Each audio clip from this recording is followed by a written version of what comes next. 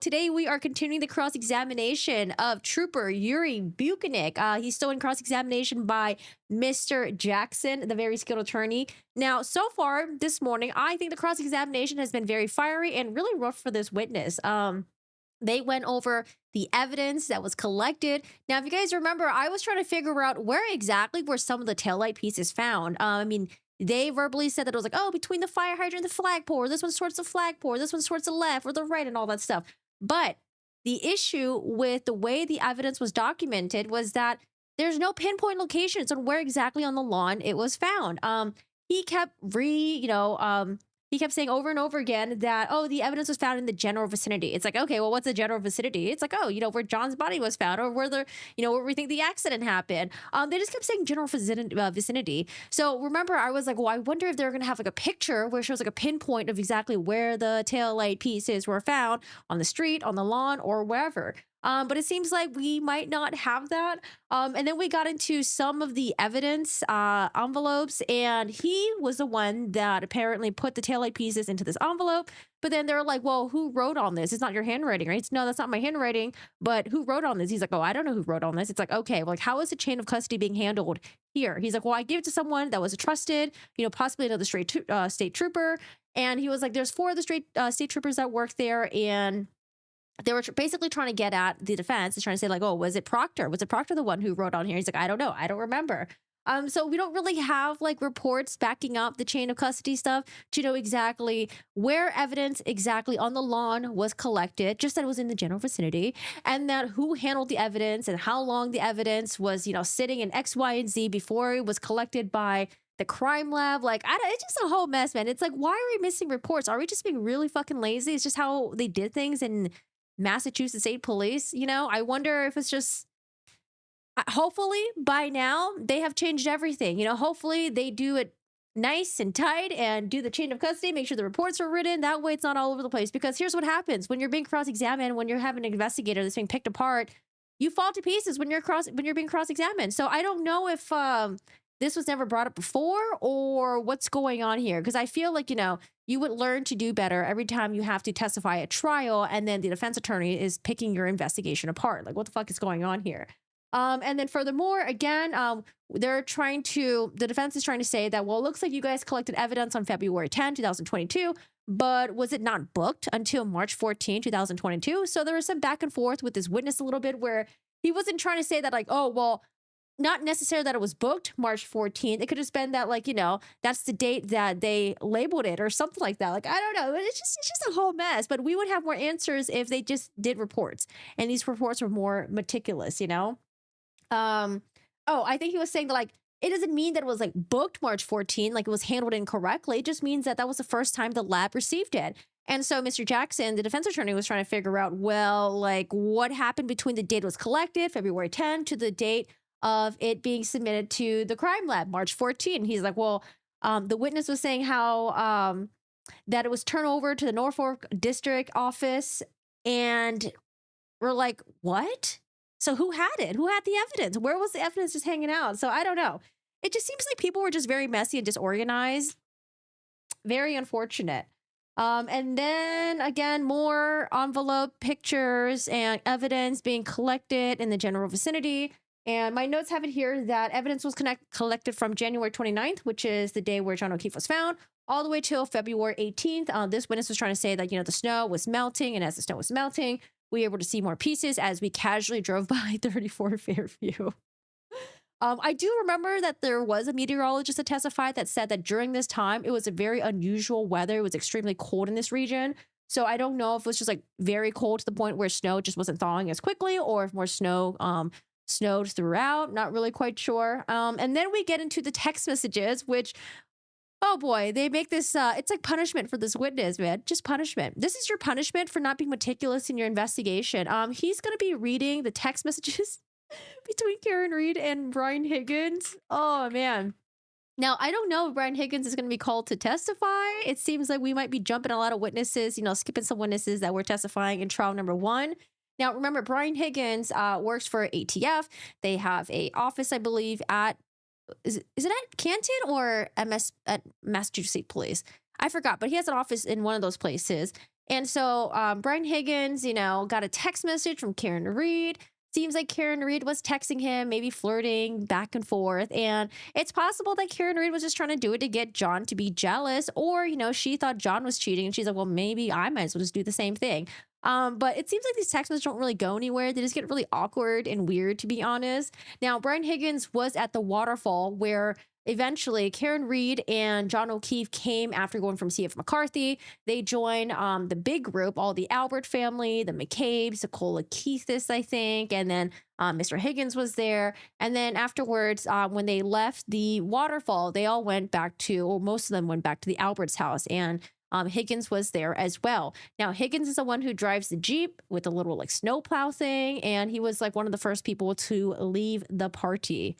So that is where we're at. And I feel bad for this guy. He's gonna have to read these fucking text messages. Oh boy.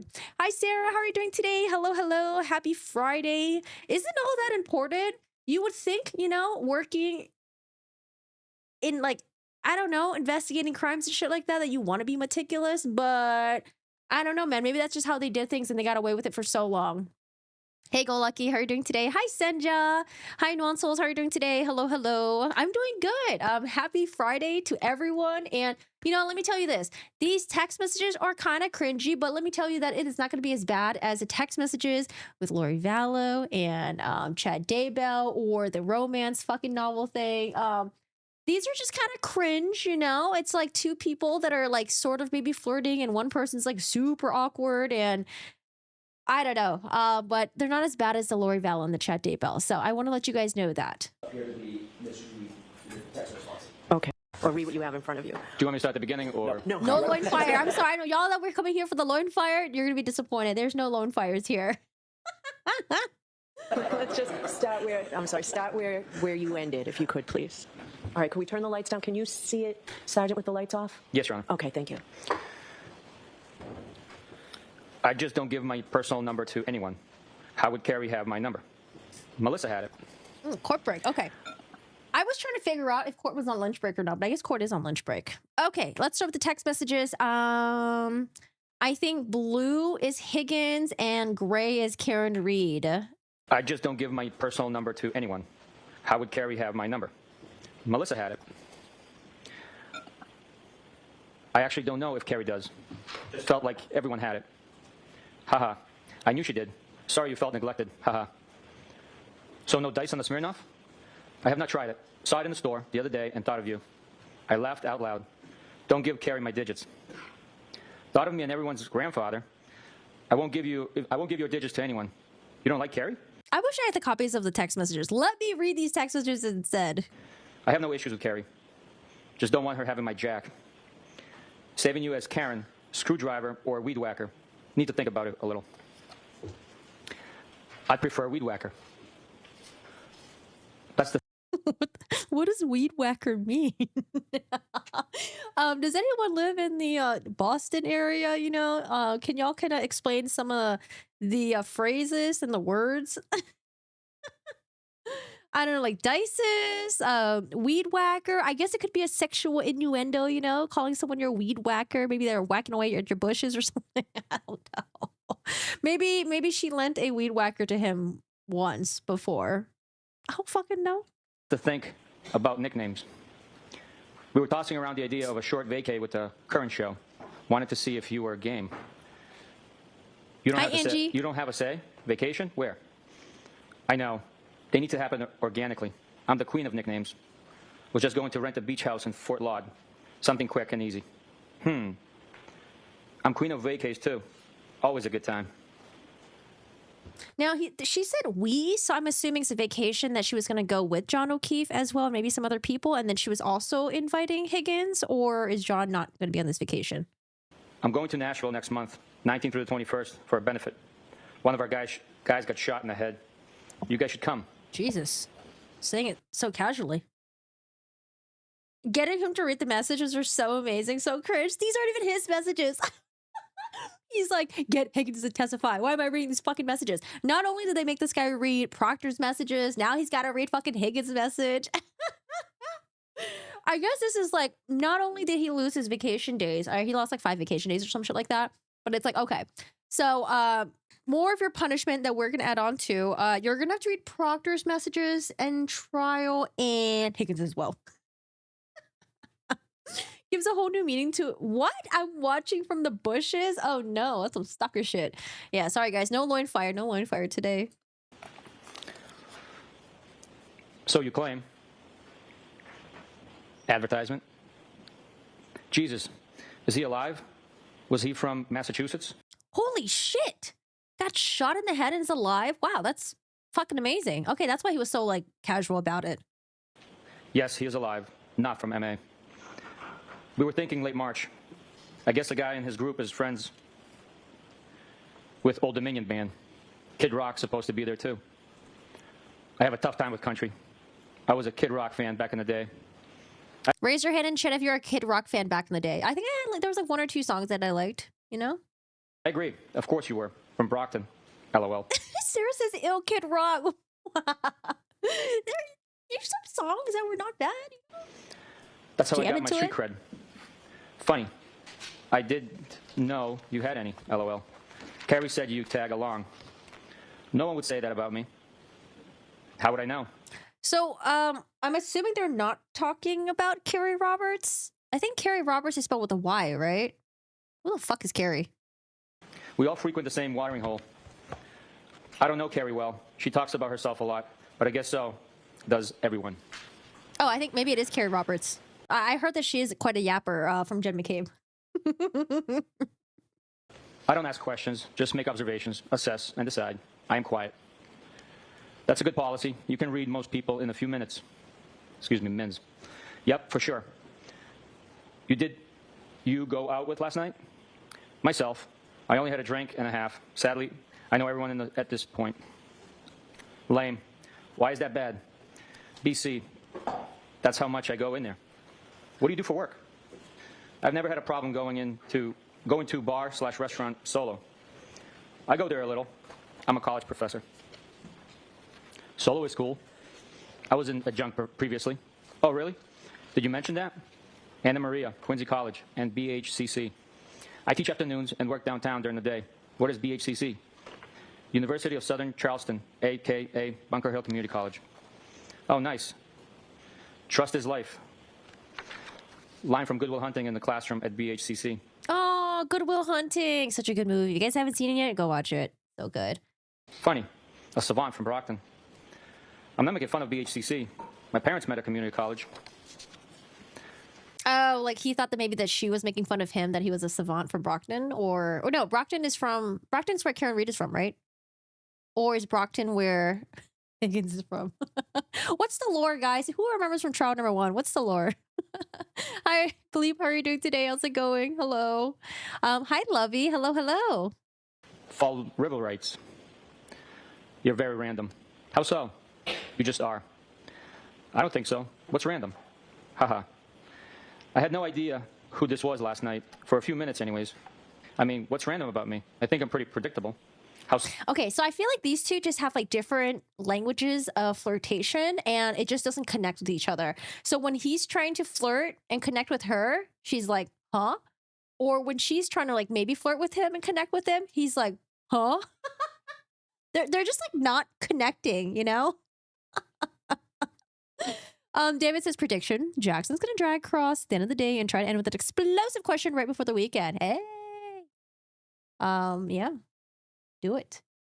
So, you must go around beeping at a lot of weed whackers, excuse me. Nope, never. It was my one-time thing. Oh, was she like weed whacking the yard or something? And then like he was like honking at her because she was in the fucking way. And then she was like, what the fuck? Sounds like I'm scattered and all over the place. I learned my lesson. You have your shit together. That was mortifying. I am still really sorry. Not completely, but for the most part, yes. Sure you are. One thing I don't think you was sensitive. When was I sensitive? To the weed whacking incident. I just snapped when I think guys are being creeps. Can't help it. Hell yeah. Listen. Fucking women. Fucking do it. Believe, thank you so much for the reason for 48 months. Here, take this, nerd. Thank you so much. I'm going to run a fucking Chipotle. Give me a guacamole. I'm not a creep. No, you're not a creep. Nope. You're kind of a loner, which I used to be. Not really. I have a ton of buddies, but I only let a handful of friends in that I am tight with. So you think you got me figured out? Circle of trust. Brian Higgins, the lone wolf. Yeah, I said loner, not loser. I assume you know a lot of people?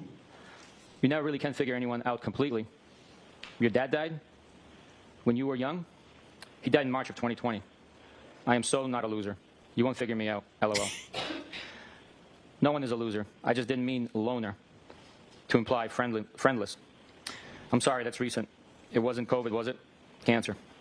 I'm sorry, I'm not laughing about the thing. I'm sorry. I know that it seems like I'm laughing at an inappropriate time. I'm just laughing at the part where he writes, "I'm so not a loser." That's all. I know you date It's girls sad. who don't lock the house behind them, and you arrive private and observant. I'm sorry. What kind? Lung, brain, kidney, and pelvis. How do you know all these things? LOL. You're funny. Yikes, wow. That's rough. Jesus. I'm sorry. We chat a lot at the hillside. Don't be sorry. Life is hard sometimes. I always figure it out. Who chats? Life is hard, but losing people is the hardest. So I'm sorry. We chat. That all you got WeChat? Sure, you're from Brockton. Okay, so it is Karen Reed that's from Brockton. Spit it out. You and I chatted about the girl who kept forgetting the door lock. Oh. She has been out of play for like 3 months now. Out of rotation? Nah, just out of play. I am solo, no rotation. I am not a hoe. Solo? Solo, like no rotation, or woman for that matter. Not locked down. Haha. Okay, so maybe she's trying to, put some feelers out there, figuring out if he's dating someone or if he does date people. Does he put women on rotation? Ooh. Good for you. That's the best way to be. Yep. Has its benefits for sure. Are you working? Remotely. Oh. Tough life. Live like a queen. I just got a Saturday invite. Did you say yes? Not yet, but did respond. What did you say, Mr. Elusive? No, I just don't want to intrude on your couple's night. Haha. Oh, so weird. So I'm assuming John texted Higgins, was like, "Hey, do you want to hang out?" So fucking weird. Poor John. That's so weird. I am shy. We prefer to hang out with non-couples. Bob Gallery is probably coming too, solo. We'll probably do cards or something at some point. Some PT, excuse me. I'm inviting you. Haha. John said, quote, Brian is being wishy-washy now, end quote. Haha. Why? Why does why does it autocorrect to capital HA space capital HA? Haha. I'm sorry, we're reading these out loud. It just sounds so funny. Angie, I mean, honestly, if like you had your text messages reviewed and you're flirting with someone, they might be a little bit cringy too. I wouldn't want the world seeing my text messages. Did you tell him to text me? No. You cranky now? I don't know. Now I'm wondering, did Karen tell him to text Higgins? Or does Higgins and John just hang out? Like, I don't know. That'd be kind of funny though. She was like trying to, flirt with this guy, and then behind the scenes, it was like, "Hey, John, you should invite that Higgins guy. I haven't seen him around in a while." No, just stop being so anti-couples. Most couples don't even like each other. Name a few. Name a few. I don't know. All of them? They all want to hang out with single people? I need a drink. I had a blueberry beer. You know what? I've had a blueberry beer before, and they're fucking delicious. As long as they're not like the weird spritzer shit or the extra sweet stuff. Blueberry beers are pretty fucking good. There's this one beer that I also like as well. It's like banana bread beer. Oh, yummy. But I try not to drink beer anymore. I sent my Snapchat so they disappear. Yeah, I don't know. Or do the signal. Do that fucking signal chat. Haha. I'm jealous. For the rest of the day, I'm just gonna laugh like that from now on. Haha. Hey, I'm trying to menu plan for Saturday, Mr. Elusive. Don't count on me. Boo. Haha. I am sure you will get over it. Just got my first drink. Where? Brick House. See, I think he's like, oh, I'm drinking right now. Oh, just got my first drink. Wink, wink. You know, I feel like he's like trying to see if she's like interested and come in and drinking with him. Oh man, look at me at this bar just drinking all by my lonesome. You tied one on last night? Oh, it looks like he messaged that and then she didn't respond back because she's messaging him now at 10:49 a.m. Damn. I was just thinking about you. Haha. No, and honestly, I would hate to be on any chat that disappears because I'm the type of person who likes to go back and reread the history, you know? I don't know. If chats were disappearing, I'd be like, no, I could have sworn you said this, X, Y, and Z, you know? Yeah. I want my chats to be there forever. Yes, 4:30 a.m. came early this morning. Eek, that's early. You out late with the Commodores? Solo? Yeah, but you're always lining up your after party. See, he's the lone fucking wolf, man. He was drinking by himself, just like you, Karen. You know, you drinking by yourself. I'm drinking by myself. We both lone wolves over here. Hold on, let me close the door really quick. I'm sorry if it got loud. I just kind of ate my mic for a second there. Hey, Chunky, how are you doing today? David says, tell me about it. A lot of chats are toxic or just cringy, you know, just cringy. Nope, not me. Selective. I am not a hoe. Hey, no judgment. Haha, you make me laugh. I know, I'm funny. Haha. What's on your mind? Nada. Just about to start cooking. Okay. What's on yours? I'm going to a Hillside Regulars 60th tomorrow. This could be a new low for me. Okay, so now maybe, let's see. Oh, never mind. I was like, is Karen going to be drinking by herself? Wink, wink, wink, wink. Detective, if I could interrupt 1 second. When there is a date that's delineated, could you just state the date out loud so the jurors follow the date progression? Starting with the next one. I'm saying the next text message date or Yes, sir. date within. Where the Yes, above or absolutely. below the bubbles? Yep.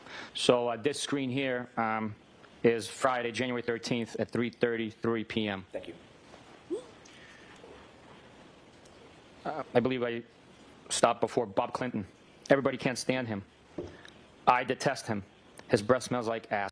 Damn. You know, this is a small town, so everyone knows who exactly Bob Clinton is. Poor Bob. Bob out there. Damn. OMG, always. His daughter and I have mutual friends. I actually don't mind him when he's socially distant. I think he's friendly. Why detest? Yeesh. Talks like an ass clown. Maybe I'm being too hard. He just says crazy shit.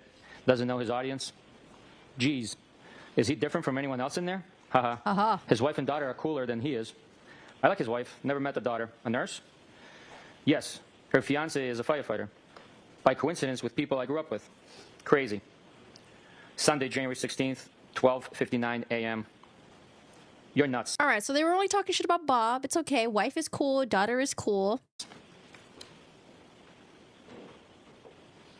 Foul ball. You stink. You suck. And you're double. Trouble.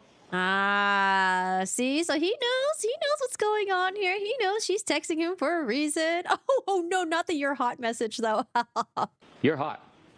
Are you serious or messing with me? No, I'm serious. Feeling is mutual. Is that bad? How long have you thought that? Are you okay driving? You don't want to stay here? I am fine. I have an office at the PD. Hey, Karen just like casually throwing out that you're hot there and then continuing on the conversation as if nothing happened. And then Higgins over here like heavy breathing. Oh my God, she thinks I'm hot. Holy shit. He might be having a Chad Daybell moment, you know, where all of a sudden you have a woman that you think that, you know, you probably can't get. All of a sudden thinks you're hot, you know? I think he's probably having a little bit of a Chad moment, you know, maybe a little bit of a fire loin. You didn't answer the question. Rather you stay here? I wish. I think you're messing with me. Why do you think that? Because you're messing with him. You're messing with him. This is so out of left field. Where did these feelings come from? I just think you're like me. Meaning, do you have your own kids? I have no kids. How am I like you? Hello? Aren't we alike? I think so. So why did you get my number and reach out to me? Shoot straight with me. I told you, I just think we're alike, right? Yes, agree. Now what? I don't know. Shouldn't you know?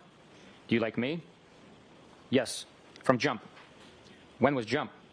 First time I saw you. When was that? Hillside for sure.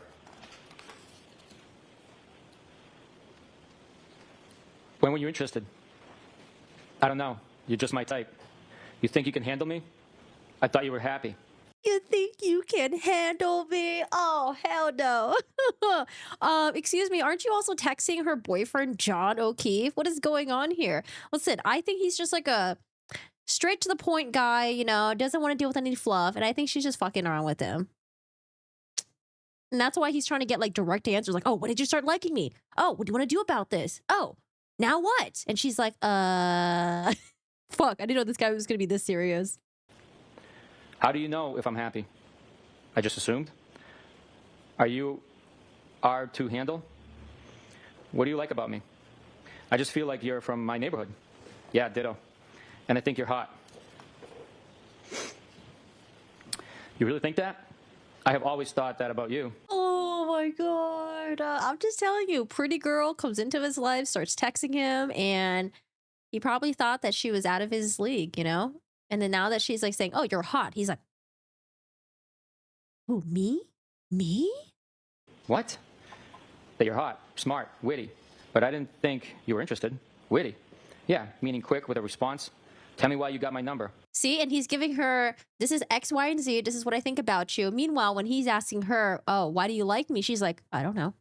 I don't know. I feel like you're like me. What do you mean? I don't know. Like we're from the same part of town or some shit like that. Like she's got nothing. She's got nothing for you, sir. She's got nothing for you. And reached out to me. She just messing with Just you. thought we were the same, from the same neighborhood. Are you afraid to say what's in your mind? No. Didn't I? I am glad I stopped by. I should have come earlier. Do you really live in Mansfield? Yeah, I was basically begging you. You don't have to beg. Huh? I will give you whatever you want. How are you texting right now? Ugh.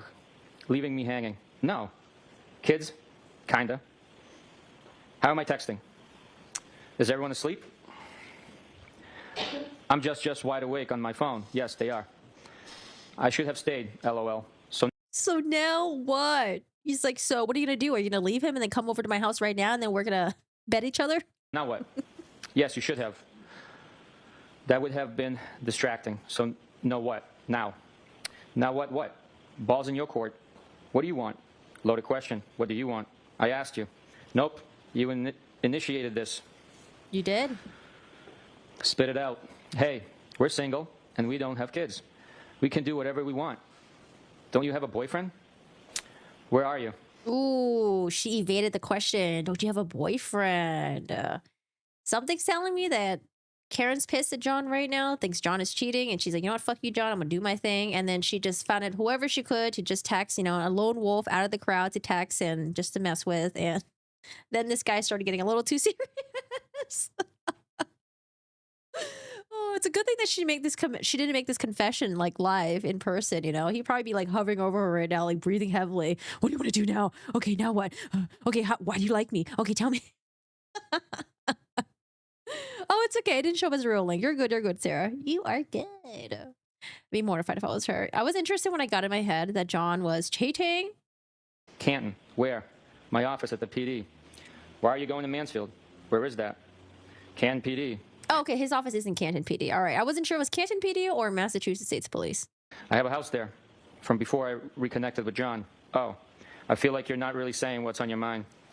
Because she's just messing with you. Do you like me? Yes, clearly.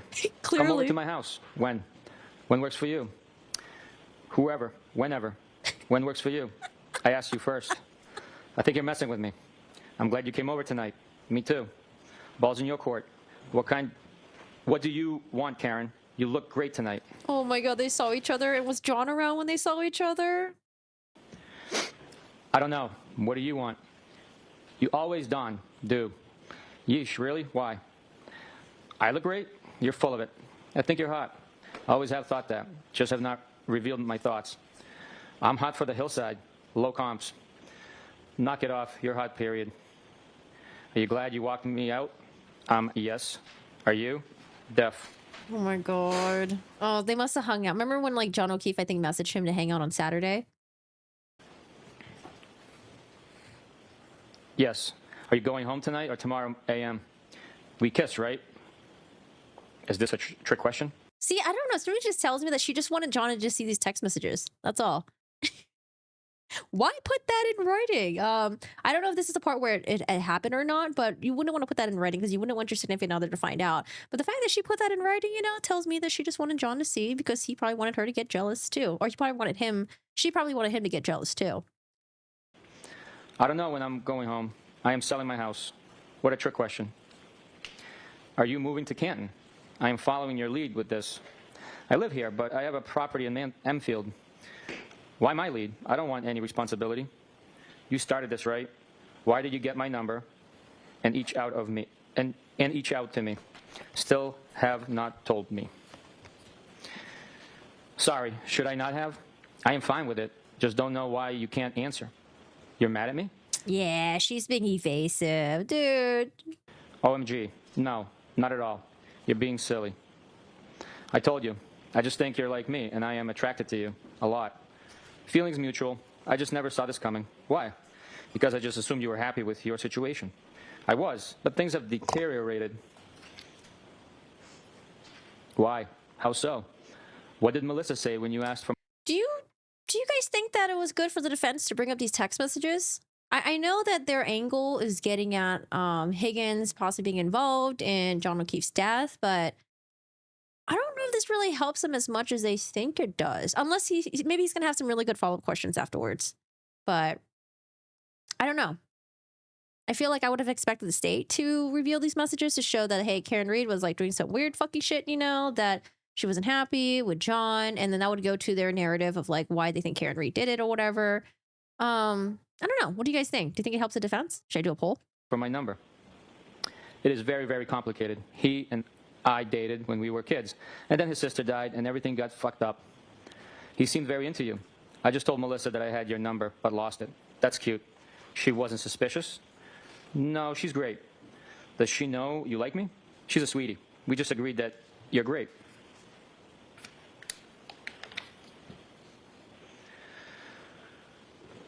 What does that mean?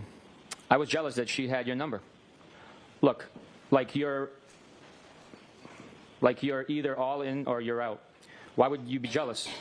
I am not attracted to her at all. I have always been attracted to you. Really? Yes. Since the first time I saw you, we would have fun. Where are you? I told you, Canton PD, my office. So are you selling your place and moving to Meadows? Yeah, but where is that?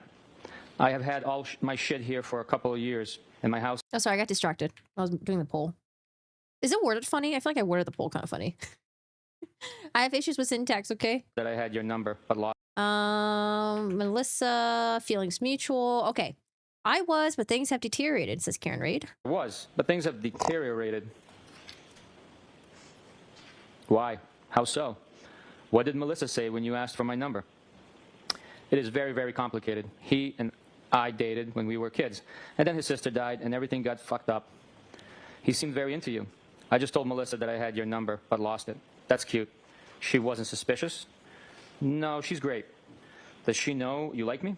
She's a sweetie. We just agreed that you're great. Does she know you like me? Oh, I feel like we're like grade school kids. Oh, you like me. Overall, I feel like the texts are not a good look for Karen. Yeah, because I know, okay, here's what they're probably going to do. They're going to show that Higgins had ill thoughts about John, that he wanted Karen, that he was pissed that Karen ghosted him. And then when they're at the waterfall, Higgins was trying to show off and be all manly by wrestling with the Albert Higgins guys and grabbing ass. And that Higgins was, you know, trying to get John to come over to 34 Fairview. But I don't know. I just feel like, I just don't know if it's just really just as strong, though. I think, honestly, if you were to balance it, I think this looks more worse for Karen Reed. I made a poll, though. Let me know what you guys think. But, you know, I will give Mr. Jackson a chance. He might have some really good line of questioning coming out soon. I just hope that doesn't come out to look like a nothing burger. Because, you know, they're trying to show that, like, oh, these men are getting aggressive at the bar. They're in fighting stance. I mean, honestly, I don't think it was really aggression. They're just being drunk, like, dorks, you know, just rustling each other and grubbing each other. And I don't know. Unless there's another footage that I haven't seen. A three-way tie. No, y'all need to break the three-way tie. No three-way ties in here. Vote.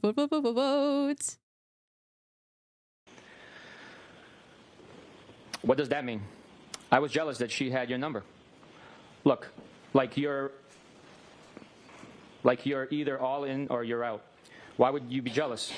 I am not. Because she's not jealous. Mr. Higgins, she's just saying that.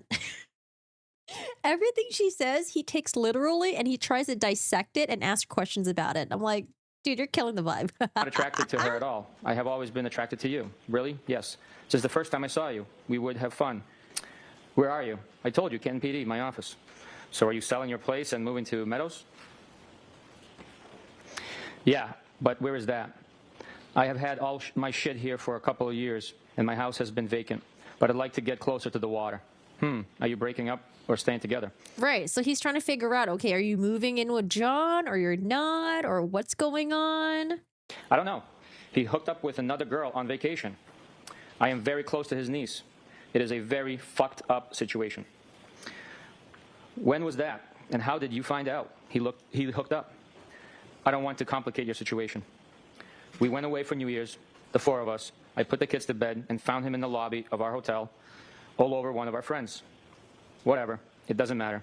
See, being all over someone versus cheating on someone, I don't know. To me, that's very different. I don't know if they're going to have the witnesses testify about the vacation stuff. I remember they had John O'Keefe's friend testify, and then the friend's sister that testified as well. And that sister was the one that was apparently in the lobby with John O'Keefe. And John says, like, she's like a sister to him, apparently. But Karen Reed walked in the lobby and thought that John was being really drunk and he was all over her. And then she like screamed. There was just drama on this vacation thing. But then later on, apparently Karen Reed felt bad and then offered to pay for the vacation for the girl. So I don't know if she thought John O'Keefe was cheating and then she changed her mind, thought she was overreacting. And then after the vacation was over, she simmered some more on it and was like, you know what, never mind. Maybe he was cheating. Like, I don't know. She's kind of a hot mess, you know, a little bit of a hot mess, kind of all over the place. Why is Yuri reading this? Punishment. I don't know. I have no idea. Yuri had to read Proctor's messages, and now Yuri's reading Hagen's messages. Hey, Moondog, how are you doing today? How's it going? I don't know if it's just an agreement that they made with the state to have Mr. Buchanan read this. It does Poor matter. Guy. Did they bang? Does that matter? Sorry, I was just asking. I was just trying to figure shit out. It doesn't really matter. Okay, I won't ask again. I don't care. It doesn't matter. Okay, hear you loud and clear, Karen. Oh, okay. Why are you getting your thing all twisted up over simple questions, Dong? I am not, am I? You're kind of getting defensive. Not at all. What is the question? Do you feel guilty texting me? No. I think at this point, maybe he's realizing, oh, fuck, is she using me because she thinks John is cheating on her? Ooh, that's why it's getting a little aggressive. You think Karen is a chronic overreactor? I mean, honestly, like, in relationships, if you think the other person is doing things behind your back, it could really bring out the worst in you. Yeah, it could really bring out the worst in you. You can go crazy. You can start getting really paranoid. Is it justified, though? Probably not. Maybe not. Who knows? Okay, what do you want from me? Nothing. Do you want anything from me? I would hang out. Oh, gee, thanks. OMG. What am I supposed to say? You're being tough on me. None of us is married. True. So game on? We can say whatever we want. See, that's kind of a weird standard then. It's like you're not married, so you can text and flirt other guys, but I mean, John O'Keefe, wouldn't the same standard apply to him? Kind of weird. So I don't think she means it. I think she's just saying it to be like, kind of like, oh, look at me. I'm like the cool girl, you know? We can chat. We can chill. Like, who cares, you know? John, it's not serious with him anymore, you know? We're not married.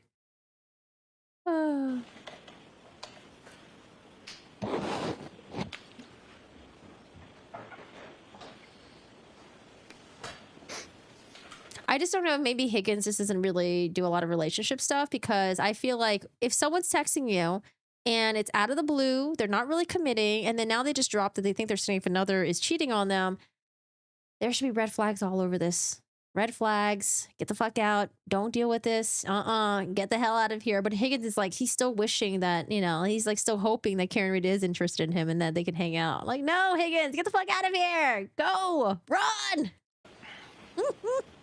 Game on? You sent mixed messages. I wish I stayed. Okay, game on then. Kinda. Can you hang? Sure. I hope you toss and turn tonight. I always do. Why? Why'd you say that? I just do. Why? Because you're fresh. No, I'm not. What does that mean? Because you're fresh. Oh, that sounds so weird. It sounds like I don't know, because you're fresh. Like, it reminds me of like, I don't know, like, oh, like you're a virgin or something. Like, oh, you're fresh. I don't know. It's weird. What does that mean? What does fresh mean? Okay. Do you always get what you want? Be sweet to me, please. I could be so sweet. I've been very sick. I had colon cancer and 10 surgeries in 18 months. I'm a wreck. I had no idea. Are you okay now? I never get what I want, just what I need. I am okay. What? I've never heard that before. Being fresh just means flirting? Oh, really? I've never heard of that before. What do you need? What Thanks, needs to Nicole. be content? What can I do to make you happy? Haha, don't worry. I've always been very happy. You talk in riddles. Just tell me why you contacted me, huh? What's the big deal? I told you. Just think you're like me. What does that mean? Like you want to hang with me? You asked why I contacted you. Yes. Excuse me. Yeah. Oh, he was getting fresh with me. He was getting fresh with me. I thought that means that they were getting like if it's used in that context, I thought it means like someone's getting smart with you. No? He was getting fresh with me. What does fresh mean? Okay, let me look it up. I did ask. We are attracted to each other, right? Reasonable question. Yes, 100%. Okay. We did kiss earlier. No. In this context, getting fresh means someone is behaving rudely, disrespectfully, and possibly, sexually inappropriate towards someone else. Maybe the latter. Maybe that. Yeah, don't get fresh with me. How did someone even start using it in this way? Sexual interest. Okay. Old-fashioned to behaving rudely in a way shows sexual interest, lack of respect. Okay. No? I think you initiated that. No? Yep. See? Why would she write this in writing? Right? Why? Why write this in writing? Oh, she wants John to find it. Do I owe you an apology? OMG. No. Why are you being sensitive? I am not. Kinda. No. Excuse me. Never. What do you want from me? What's on the table? What do you want ideally? The real deal. Sunday, January 16th, 7:37 a.m. Doesn't exist. Haha. Sunday, January 16th, 5:53 p.m. So you like Hennessy XO? Sunday. So this is all what within a month before John Akiva's found dead? January 16th, 7:15 p.m. I am hurting so bad. Yeah, me too. The Currens went after it again at noon today. No way. This was about 2 hours before you came over. Is the Currens, is that like a couple or something? Or is that a team name or?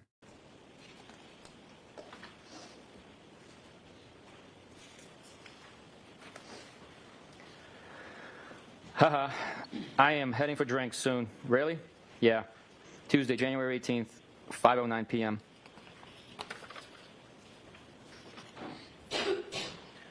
What's on tap? Haha. What does that mean? Usually means, what are you up to? Cute. I just wrapped work. Unpacking some groceries. You? What's on tap? Also unpacking crap for my car. Anything good? Nothing on tap. Shame. You were ghost yesterday. I can't be the cruise director every day. Shame.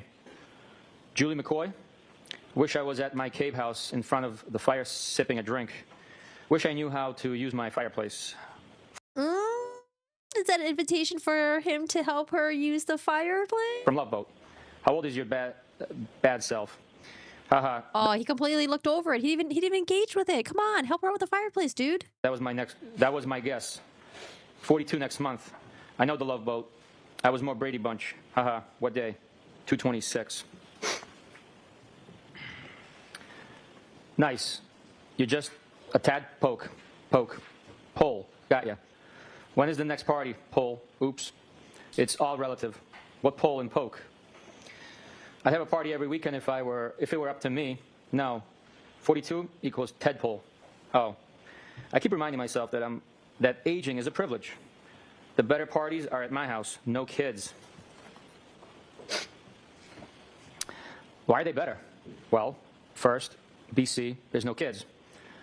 You were ghost yesterday. Thought I heard the last of you. Phones work both ways.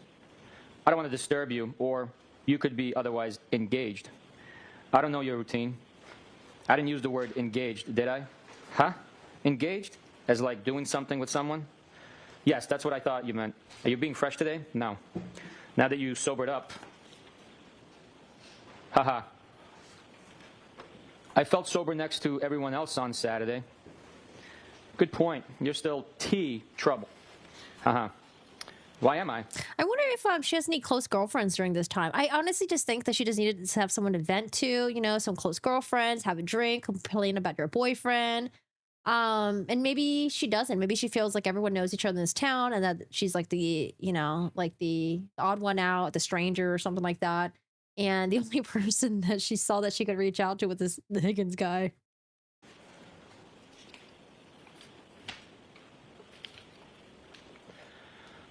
Just playing with you. What is that? Whiskey with a big ice cube. What kind of whiskey? Jameson, right? Ew. Cherry in the middle. What good does that do? Are you in W Rocks? So good, yeah. Do you have a 4:30 a.m. bell tomorrow? Why do you ask? Trying to figure out how many whiskeys you're going to have? Depends. I don't restrict myself from having fun. How many Hennessy XOs you having? None. I have none at my house. Haha. I am not really trouble. Want me to pick you up next time I go to the base? Usually cheaper and tax-free. Just a little based on your... Oh, yeah, the military base. Yeah, I have a friend that does with the military, and then you can do like shopping at the military base, and then things are a lot cheaper, and then yeah, like tax-free. Pretty cool. Conduct. The base? Military base. I go through the Henny fast.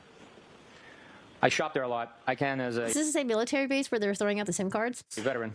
The My phone. conduct. I'm not married. I'm the only one who does everything right. What kind of veteran? Where is the base? Dude, chillax. Teasing you. Are you serious? Veteran from Iraq. I can go to any base, but usually...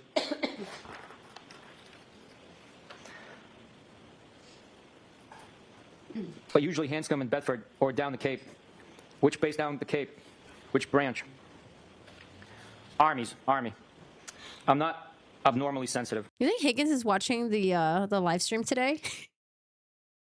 Should he be reliving these text messages? Join base Cape Cod. I won't be so hard on you. Oh my God, you're not. You called me trouble. That makes me sound bad. I was just playing with you. You weren't, but that's okay. Stop being sensitive, please. I am not. Okay, so what's up? Did you figure out how many whiskeys? You mean tonight? Yes. Not sure. I am flexible and adaptable. Why are you so curious? Are you drinking?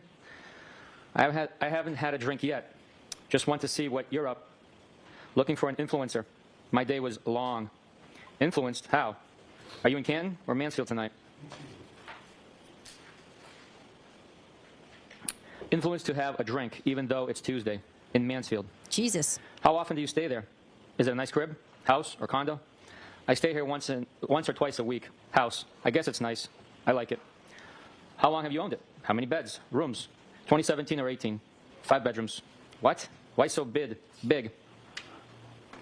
It's true. 40-year-olds still flirt like teenagers. Yeah, I guess I'm not surprised. I don't know. It's an old colonial. It has a lot of bedrooms. More than you clearly need. Are you moving to Canton? I know, seriously. Some rooms I only go into dust. Not anytime soon. I'm there for most of the time, but sometimes it's a lot. A lot why? Do you even know what you want or who? Because I went from being solo to trying to give attention to kids who aren't mine. And they never wanted kids. I thought you were in this happy relationship.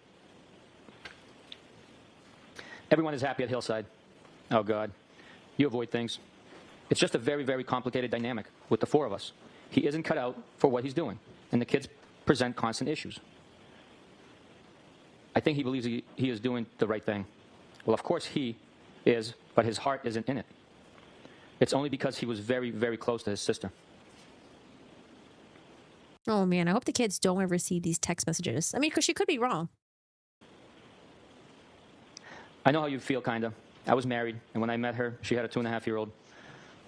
I went from being single to being a dad. It's hard. I am divorced since 2017 and have no kids. I try very hard, but they are very spoiled, and they're not my family. My parents keep telling me I'd feel different if they were mine, or my own sisters. Wait, I thought the narrative was that John was getting mad at Karen for spoiling the kids. I don't know. I just remember hearing about that in trial number 1. For example, there was like, I don't know, like that morning she brought them Dunkin' Donuts or something, and he was like mad at her or something. I don't know. I mean, honestly, we're only taking her word for it, but now I'm confused. Then I told you he got drunk and sloppy on New Year's Eve while we were away, and that has really affected me. What did he exactly do? I never got married, and now somehow I'm arguing with someone about raising kids. Why won't you tell me? He was a puddle all day and then disappeared. Then I found him all over a friend's sister in the lobby of our hotel, and she's gross, which I think may actually be worse. Not sure. Oh God, did they bang? Did they bang? I mean, she did testify in the stand, and she is very pretty. I could see maybe the insecurity, I guess. So I was the kids celebrating New Year's without him, which shouldn't be my role. No, I doubt it. He was a mess. Was it the first time with her, or do you think there were others? I don't really think there were others. I'm with him all the time. He never seems to want to go anywhere without me. But honestly, the issues with the kids bother me more than him actually cheating. They're constant, and it feels like lose-lose. You clearly have a lot of feelings swirling inside of you. Yeah, it's very complicated. Sorry for the rant. You can vent, babe. Babe! Oh, already calling her babe! Oh man, are we there yet? Oh!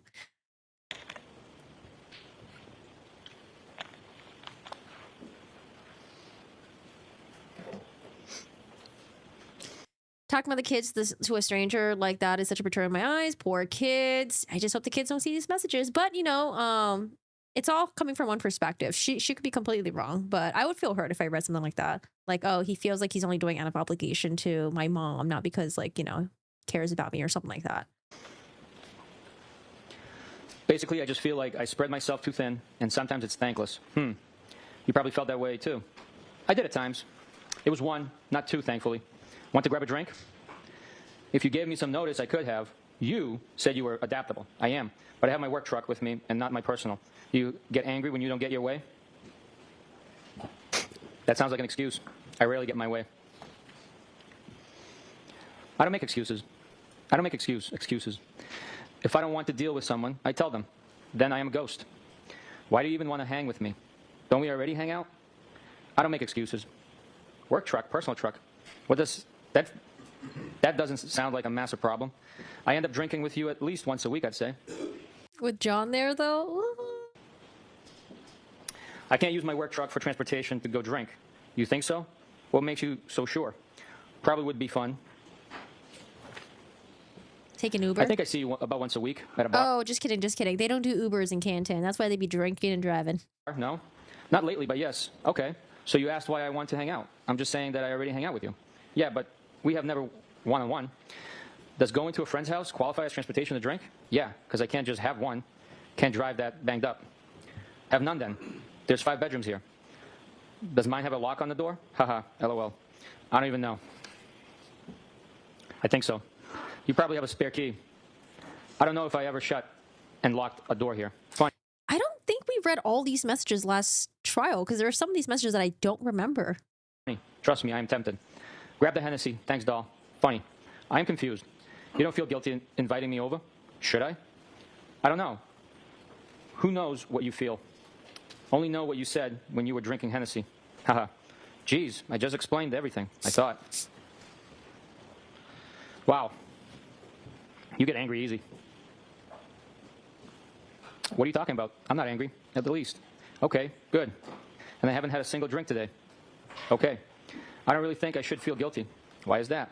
Why should I not? Dude, I am just asking. Don't get your thong all twisted up. Ew. Yeah, I just don't know what the question was. You have no impact on my thong?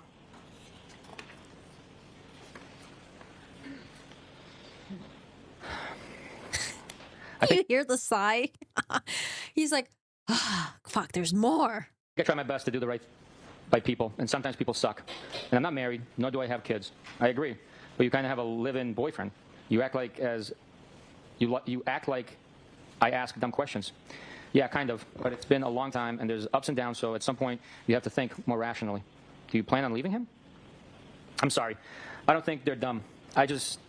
It's just hard back and forth on text to understand the question. When you ask what day, earlier, re my birthday, I thought for a full minute that you meant what day did I use to watch the Brady Bunch, and I had typed a text every school day at 4 and 4:30.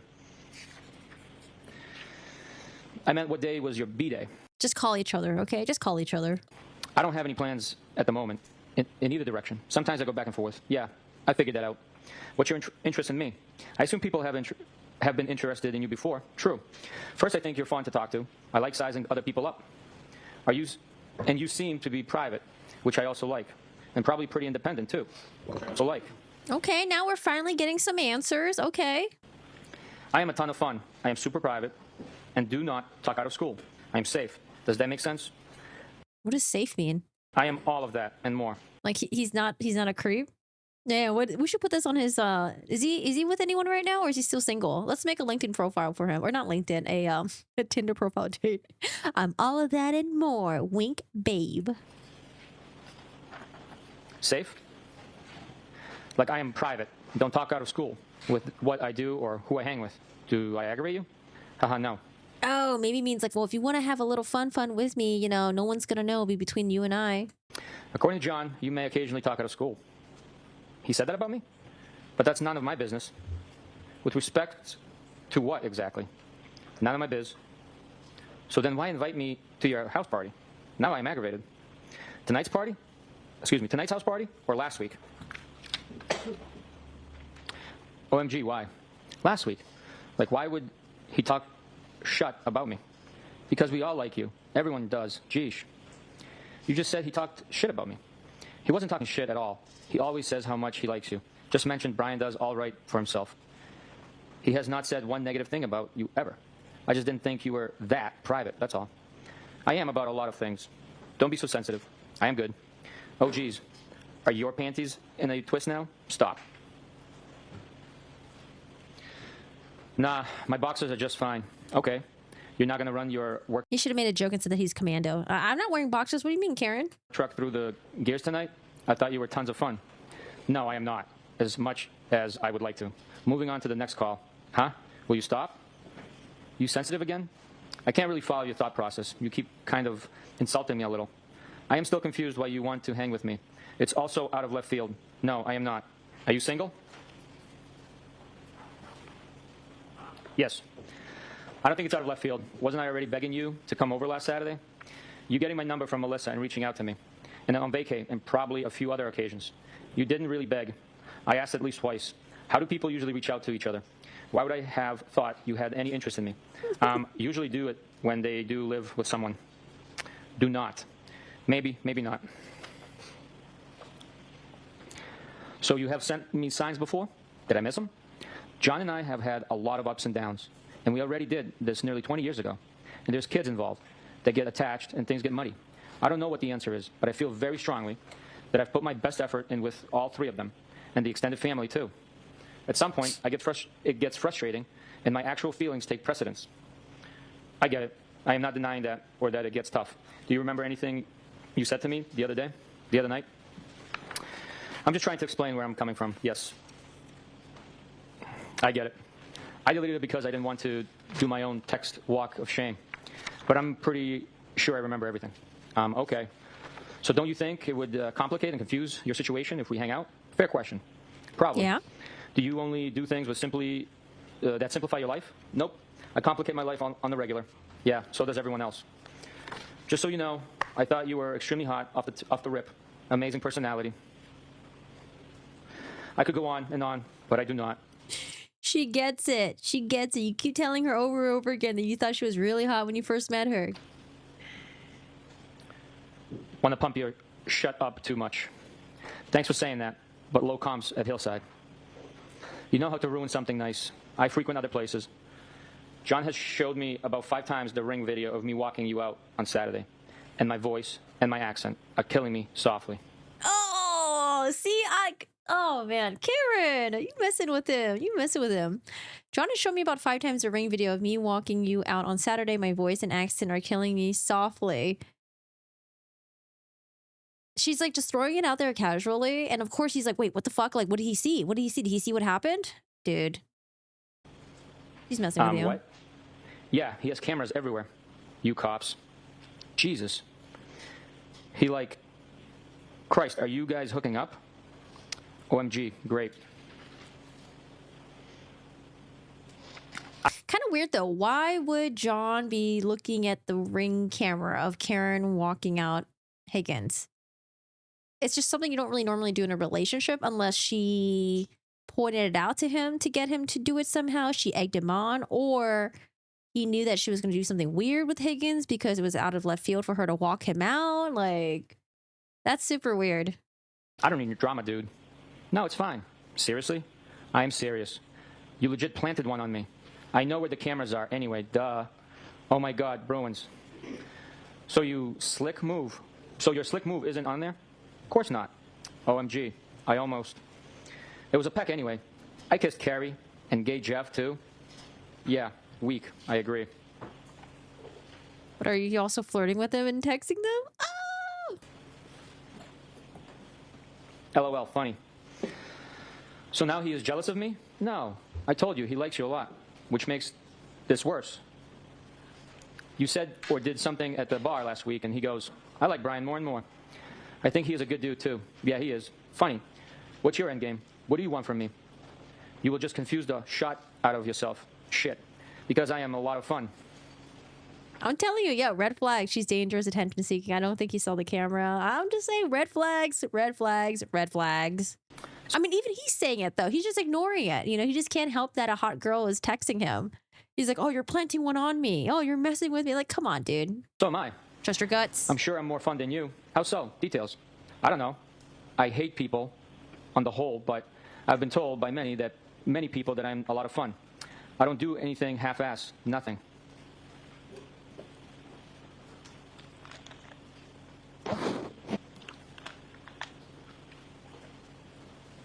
Someone get this guy a drink of water. So what do you want from me? I don't know. I just like you so I reached out. You have zero idea? Nope. Oh, God. What now? Why, oh, God? Because I need some direction. Well, I'm not an FG oracle, sorry. That's actually funny. Do you eventually get what you want? I told you, rarely. So you're a quitter. A realist. So you reached out to me? A ballsy move. Now what? The things I worked the hardest for have meant the most. Does Melissa know you dig me? Ballsy? Not really. I already know you. Is Melissa the one that shows up to court with her? Because I know that there is a couple friend that, like, as in a couple, that's her friends, that, like, support her. Who's that? Does anyone know? Is that Melissa? True. But you have a man. I figured if you text with Melissa, you'd definitely text with me. She isn't trying to hang with me. Of course she is. Plus, I never really texted with her other than to see if they were headed out. I asked you over. Is what? You made excuses. That's fine. But I'm not asking again. She doesn't like me like that. I'm sure she does. What makes you so sure? BC, she said, I'd love to set Brian up with my sister. She deserves such a good guy like him. That doesn't mean that she's interested in him. That doesn't mean she wants to. Bang me. He self. Oh, the bang. Bang. And I think Lito is kind of a dink, so I'm sure Melissa likes you a wee bit. Herself. Yeah, he is interesting. Have you always had trouble accepting compliments? Yeesh. No. It at all. All yours came to me after a day of drinking. You were way more all over me that day. So what? Don't most compliments? Hi, Lauren. How's your day going? Happy Friday. What's up? Hey, Corgi. I hate the way she texts. Just answer the fucking questions. Oh, freaking questions. I can't mess with people like that. She just...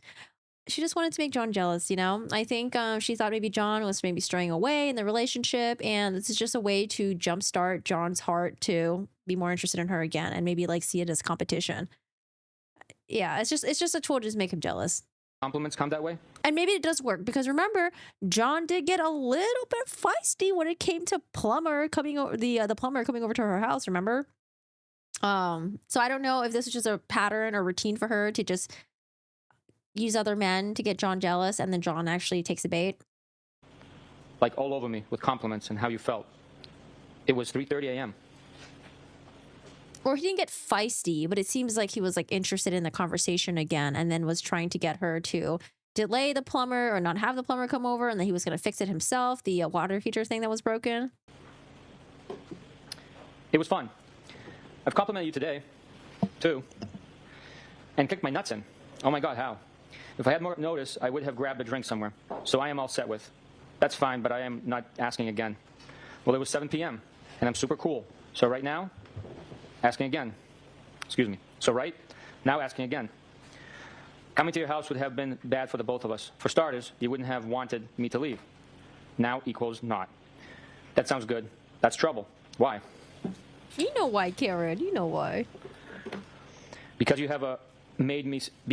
wouldn't have made me stay. Lock me in your room. No, I wouldn't have. Haha, you wish. I don't share a bed with anyone ever. I have my own room in Canton. What? Yeah, I think sharing a bed is archaic. Is that the one you wanted me, TK, stay in? Didn't her... Do John and her not share a bed together? Or is she just trying to play cool girl? Like, ooh, I'm the cool girl. I don't share beds. You sit like to be spooned? You don't? Not for more than a minute or two. Weird. You would rather sleep alone? I've got to make my sleep count. So doesn't everyone? Honestly, I am the world's lightest sleeper. I can hear an ant crawling across the floor, and I wake up almost hourly, which isn't fair to whoever I'm sleeping with. Okay, bet Melissa isn't like that. Haha. Lori wouldn't like that. I know for a fact Melissa isn't like that. She told me she can't even fall asleep unless they're spooning. Lito rolled his eyes and pointed a gun at his head. You've probably... Oh man, that for me, I would hate that. That's too much because the body heat. I get hot from the other person's body heat. Like a little bit, it's fine, and then afterwards, it's like okay. After like 5 minutes, I'm like over it. Don't touch me. You got to go to work on your truck. Talk soon. Whatever. Lighten up, Francis. Let me know when you figured you're shut out. That's a tailor-made joke for an Army vet. No one else has it figured out. Why do I? Combat vet. I didn't say non-combat. I told Sat, I think you're hot, and since told you how cool I think you are. Maybe you're actually a jerk. What do you want me to say/do? I'm pretty sure you're seeing people too. I am not a jerk. Don't change the narrative to suit yourself. Own your words. Yeah, I wonder if she has trust issues because she thinks that he's also maybe playing games and he's also seeing other people. Maybe paranoia. I don't think you're a jerk. I don't have simple answers to your Hi, questions. Sean. It's actually simple. What do you want from me? What do you desire? To start, I would just like to hang out because I like to talk to you and hear what you have to say. If that's it, I'd be happy. Okay, I will lock you into that statement. That's fine. I suspect you will give up eventually. Just so you know, I will still be your friend. I have like a giant pillow that I stuff that I spoon. That's the best. That's the best ever. It's nice. It's cool. It's great for the hip alignment. It's great for my knees. It's great for my back. Clearly, you're trying to give me a Heisman. No, not at all. Why would you say that? Because I've tried and I'm failing. Tried what? Failing what? Hot and personality and what else? What's the I could go on and on part? You see, it feels like a Heisman, sugar-coated with a few compliments. That's okay. I asked you over on a seemingly uneventful Tuesday. Yeah, with 0 heads up. I have to get up at 4:30 a.m. Didn't hear from you yesterday at all, so I should have been a mind reader that you were going to extend an offer to your crib for a drink. If you want to give up, that's on you. You're being silly, for the record. Sorry, we're adults now. We need heads No, I'm up. busting your chops. It's okay. No, you're sensitive. Nice try. You don't think if I came over for a drink, we would have got carried away? You said you were adaptable and tons of fun. I took that as an invite for an invite. Oh. Yeah, I mean, to be fair, I think initially he was trying to get an invite from her, and then she wasn't being direct. She wasn't being, straightforward. However, she has invited him twice now, although he did say one was like out of the blue. And then I think the other time was like, I don't know if they're the same invitations, but I think they're two different invites so far. I don't know if it's for the same date, but I think he's a little bit hesitant because he doesn't know what she's going to be doing with her relationship with John.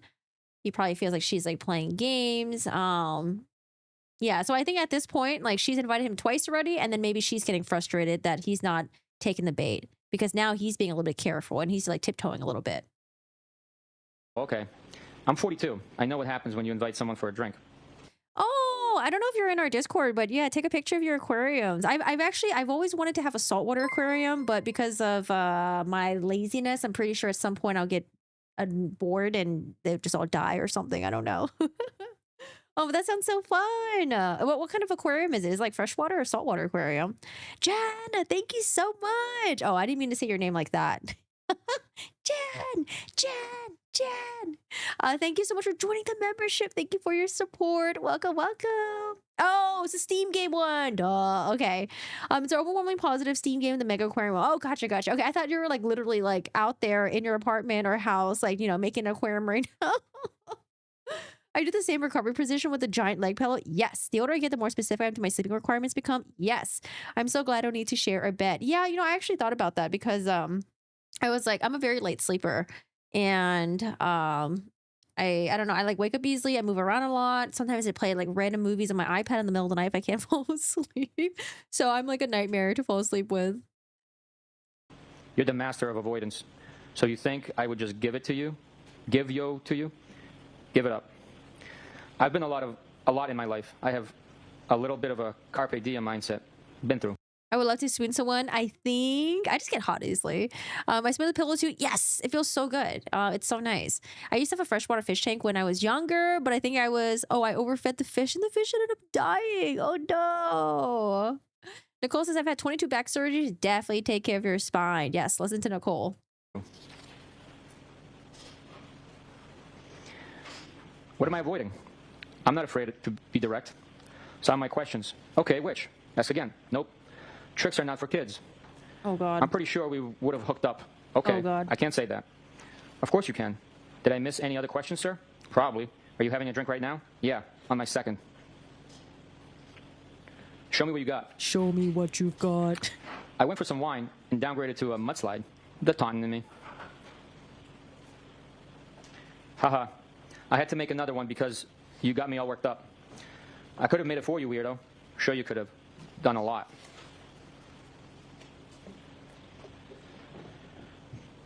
And you got yourself worked up, buddy? Yep, I am. What a crime? Excuse me. That a crime? Are you annoyed? Kinda. Why? Because you... Why are they reading all these text messages? I don't see how this helps the defense. I don't think we got this many text messages in last year. Honestly, it seems like last year my take was Karen initiated the text with Higgins. Higgins was really awkward and Karen was like, okay, fuck this. But from all the message that we're getting right now, it seems like Karen, is trying to get Higgins to hang out and he's like not really coming over. He's like too scared to, he's not committing. And then she ends up moving on because he's not taking her bait. I don't know. That's the sentiment that I'm getting right now. Because she's tried to hang out with him twice already. And then he's like kind of like being a little wishy-washy. You there, this offer on me last minute of through. I could have made 3-round tips by now. Excuse me, I apologize. You could have made 3-round trips by now. Oh, I bet. Crickets. 4-round trips. Bite me. Geez, that's fresh. I'm so tired of the word pain. They say mouth, tooth pain is the worst, but I don't know about that because at least you can sleep comfortably. Back pain is torture. I don't know. They all suck. Mouth pain, tooth pain, back pain, UTI pain. They all suck. So you only say like one nice thing per day? Tough. You're impossible. Let me know when you figure this out. You're impossible. I've been pretty straightforward. You're wishy-washy. What do you want from me? Doesn't matter. Okay, then. Wednesday, January 19th. So I guess he doesn't come over to her house. 10:08 a.m. Sup? You tell me, playa. Just working remotely. Sweet. Again, she's home alone. From Mansfield? Yep, you? I am in Canton at the moment. I went to drink. Haha. Is that bad? Really? I think day drinking once a week is okay. Go celebrate the 20th anniversary of the Tuck Rule. I can't wait until tonight. Wednesday, January 19th, 1:07 p.m. Where are you planning on heading? Not sure. Wednesday, January 19th, 3:34 p.m. You have a stuffed animal you cuddle under your face like a face pillow? Oh, what kind of stuffed animal is it? I heard that cuddling with stuffies is good for adults with trauma. I can see that. To have contact with something or someone. That'd be nice. This is the I'd most invite you over. boring flirting I've ever heard. I know, I know. Do you want me to summon Lori Vallow and Chad Daybell? Do you want the loin fire? Here, but you probably have your work truck. Here we go. I assume that's a pass. No problem. What's wrong with you? Excuse me? I didn't answer fast enough? Huh? Where'd you get that from? You're tough to make plans with. I'm headed out shortly. I tried. Where to? I'm meeting my friend in town till about 7, and then likely make my way back. Okay. Where are you headed back to, Shady? I assume that means Shady. I'm meeting my gal pal, who's from Canton. Back to Mansfield. Do I know her? Name? I don't think so. Julia Mellon. Lives on Sherman. I'm not trying to be difficult. I just don't want any drama for either of us. I don't either. Okay. Trust me, I am tempted. I don't think it's a big deal. What, you coming over to my place? Or you coming over to mine? I'm okay. You clearly are getting aggravated with me and my lack of participation. No, I'm not I think she's getting annoyed that he's not taking the bait. aggravated at all. Okay, we're good. I will see you around. I knew this is how you would act. Whatever. You can get most any guy you want, so you're not losing any sleep over this. None of that is true. I'm not talking to any other guys, and I have issues with John, and things are far from perfect. You just happen to know about him because we all hang out at the same bar. I'm sure you talk to other girls. That's what single people do. I'm not married, and neither are you. Neither is John. Why does the marriage thing matter? If you're in a committed relationship with someone, you're in a committed relationship. It doesn't matter if you're married or not. Was that your attempt at a lecture or deductive reasoning? What do you want from me? That's just how I feel. Excuse me. That's just how I think/feel. You don't need to approve. I've already answered that last question a couple of times, I think. I'm not judging you. Never have. Never will. You shouldn't. I don't know what your private life is about, nor is it my business. I mean, honestly, now that we're seeing these text messages going back and forth, it makes sense why she lost interest and ghosted him. You just happen to know what I see, that I see someone. I don't have kids, and I'm not married. Aren't you afraid you might actually like me? I don't think that's a bad thing. Isn't that the point? Well, it would be complicated because you have a boyfriend. That's funny. You said we are all a lot alike. Because we are. Yeah, life never stays the same. Things always change. Okay. Why are we alike, according to you? Because we go with... Oh, a lemur! Like Zabumafu? Wait, Zabumafu is Zabu's a lemur, right? Zabumafu! our gut He's so and how we cute. feel. Isn't that kind of what you told me? Yes, that's true. Have a good night. You're clearly irritated. Sorry to bother, young you. Either texting is bad or you're sensitive. I'm not irritated at all, I swear. I had been going out with someone for a few years when I reconnected with John. And John and I got on very well at the same time, so I broke it off the other guy. He was probably starting to see other people, if I was completely honest with you, with my...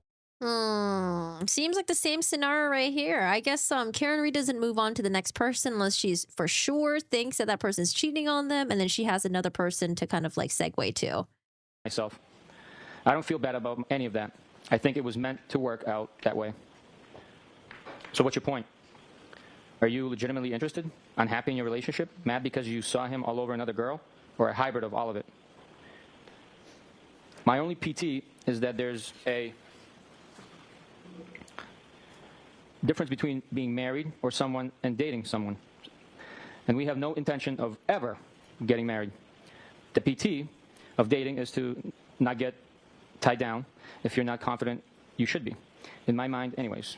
But I remember in her text with John, she got mad at John because the night before she was trying to figure out what's their future together. And she either didn't like his response or he was being evasive or something like that. It seems like to me that she was trying to maybe get married or go into the next relationship. The next serious part of their relationship. I mean, because they're already like maybe sort of living together. I don't know. It seems like she wanted to, move on to the next relationship. Move on to the next stage in the relationship. And maybe John was being wishy-washy. But again, maybe that's reading too much into the text messages between her and John. But I don't know. It's just kind of weird how she's now trying to make it seem like, oh, we're not married. We're not tied down. What do you mean? The first two, but I don't care too much about the other girl. Okay, so he is cool with you dating other people? Nope.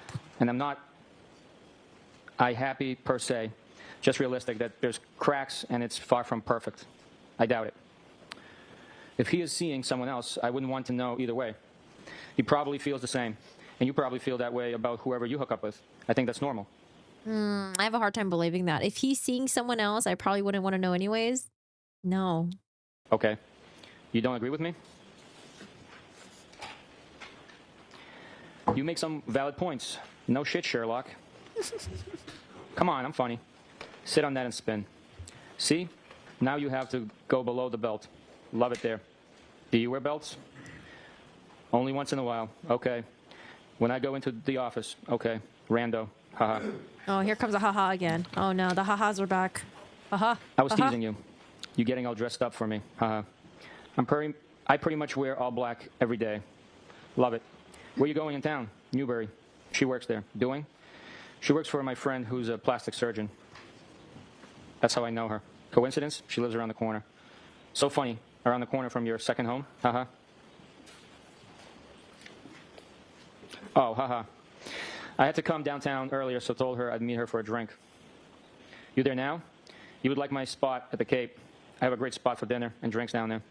Are you there tonight? I'm a beach Hi, Joe. worshiper.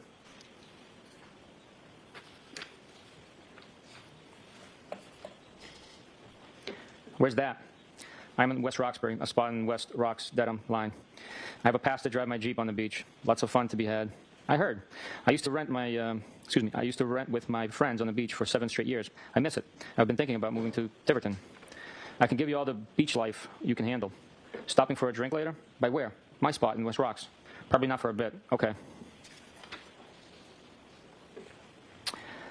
At a bar? I wasn't suggesting anytime soon. I know you're with your friend. Oh, okay. He's okay. He's giving her the invite. And my house. Probably after 8. Okay. If you don't want it, that's fine. No pressure. I will. A drink? What do you drink? Are you out now? Sorry. I'll drink whiskey if that's what you're having. Send me a pic of you two.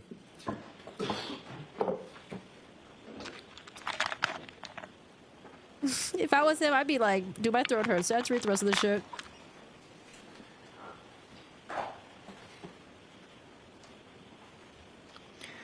I figured. My shot is tight. Shit. Sure you can handle this. Please. Bite me. Stop saying fresh things. Why? Excuse me. I'm sorry, Detective. There may have been a page that is missing in that document, or it's not comporting with the... Oh, you're right. I did accidentally turn the page. No problem. I Do apologize. we need to read it? Okay, thanks for reading drink it. whatever the person with me is having. Yep. I usually drink whatever the person with me is having. Oh, okay. I don't take selfies either. I don't really even know how. Whatever. If I was Yuri, I'd be having fun doing this. I'd be doing voices and shit. I don't think they're allowed to. I think like when you read these text messages, you're supposed to read it in a very like monotonous tone. No emphasis, no fun, nothing at all like that. I wanted to see her smile. I hate having my photo taken. Weak. Sorry. I'm a very particular person. What's that mean? Okay, never mind. Shit, I do the same thing too. Go enjoy your friend. Go clean your house, will ya? My shit is spotless. Haha, I figured. My shot is tight. Shit. Sure you can handle this. Please. Bite me. Stop saying fresh things. Why? Are those statements tempting? Nope. Oh. Which statements? Perhaps you should drive directly to Mansfield. You said bite me like 3 times. Okay. 8:30ish is too late? For what? Drink. No, why? Are we not meeting up? You can stop over for a drink. Balls in your court. Are you going to give me the address? Yeah. He didn't even give the address yet. We don't have to meet up if you don't want to, but I'm leaving town now. I am up for a drink. Okay. Should I drive around? He didn't give the address. Oh, maybe he doesn't want to hang out with her after all. Ooh, is he pulling a faker?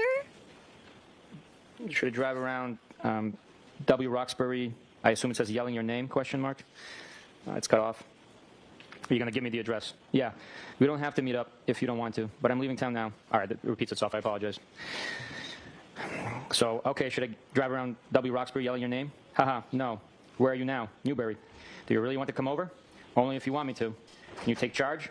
I thought we already settled this. Haha. Haha. Haha. Haha.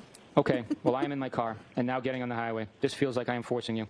Oh, I think Karen's like, I don't know if I want to hang out with him. Oh, they're giving themselves outs, okay? Oh, you don't have to hang out with me if you don't want to. Oh, I feel like I'm forcing you. Oh, it feels like you don't want to hang out with me. Look at them. I don't think they want to hang out with each other. Not at all. I am game. Okay, well, I'd like to know where the hell I'm going. Pike or 93? You just want to meet me at the crib, or do you want to come over? Pike, I would say. You decide. I don't know either. Whatever you want. I don't either. Play so wherever you're comfortable. You know anyone in West Rocks? I don't think so. Why hasn't he given her the address yet? Ha ha ha. Then just stop by for a drink. Up to you. No pressure. Just give me an address. I hate texting while driving. Bryant Road. Text me when close. Okay. That's not even a fucking address. Dude, that's so fucking annoying. I remember we were trying to meet up with someone in for Facebook Marketplace, and I was like, okay, give me the exact location where you want to meet. And it's like, they give me an intersection. So fucking annoying. And it's not like they wanted to meet at the intersection. They want to meet at like a shopping center, but there's like many other shopping centers there. Like, just give me the fucking address. God damn it. Okay. I will show you where to print. Park. That's W Rocks? It's not coming up. Yeah. Then put Boston in. Dude, just give her the West fucking Roxbury address. Township, This is the worst ever. New Jersey. Searching for a friend. Then add your phone contacts so you can search for their address on maps. It's a screenshot sent through. Oh my God. This is the worst. Just give her the fucking address. Turn around on the street, park at the top of the street across the red minivan. Like, dude, she's driving. Give her a fucking address. First one. What app do you use? I don't think they want to call each other because I feel like they both don't really want to hang out with each other. I think he's too scared because, you know, she's still in a relationship with John and he knows that. And then I don't think she really wants to hang out with him because she's just trying to, you know, use him. Otherwise, you just call each other. Be like, hey, where? Turn around on the street. Park at the top of the street across from the red minivan. LMK. If I was her, I'd be like, you know what? Fuck you. I'm going home. Fuck this shit. When you're here. Here. Oh?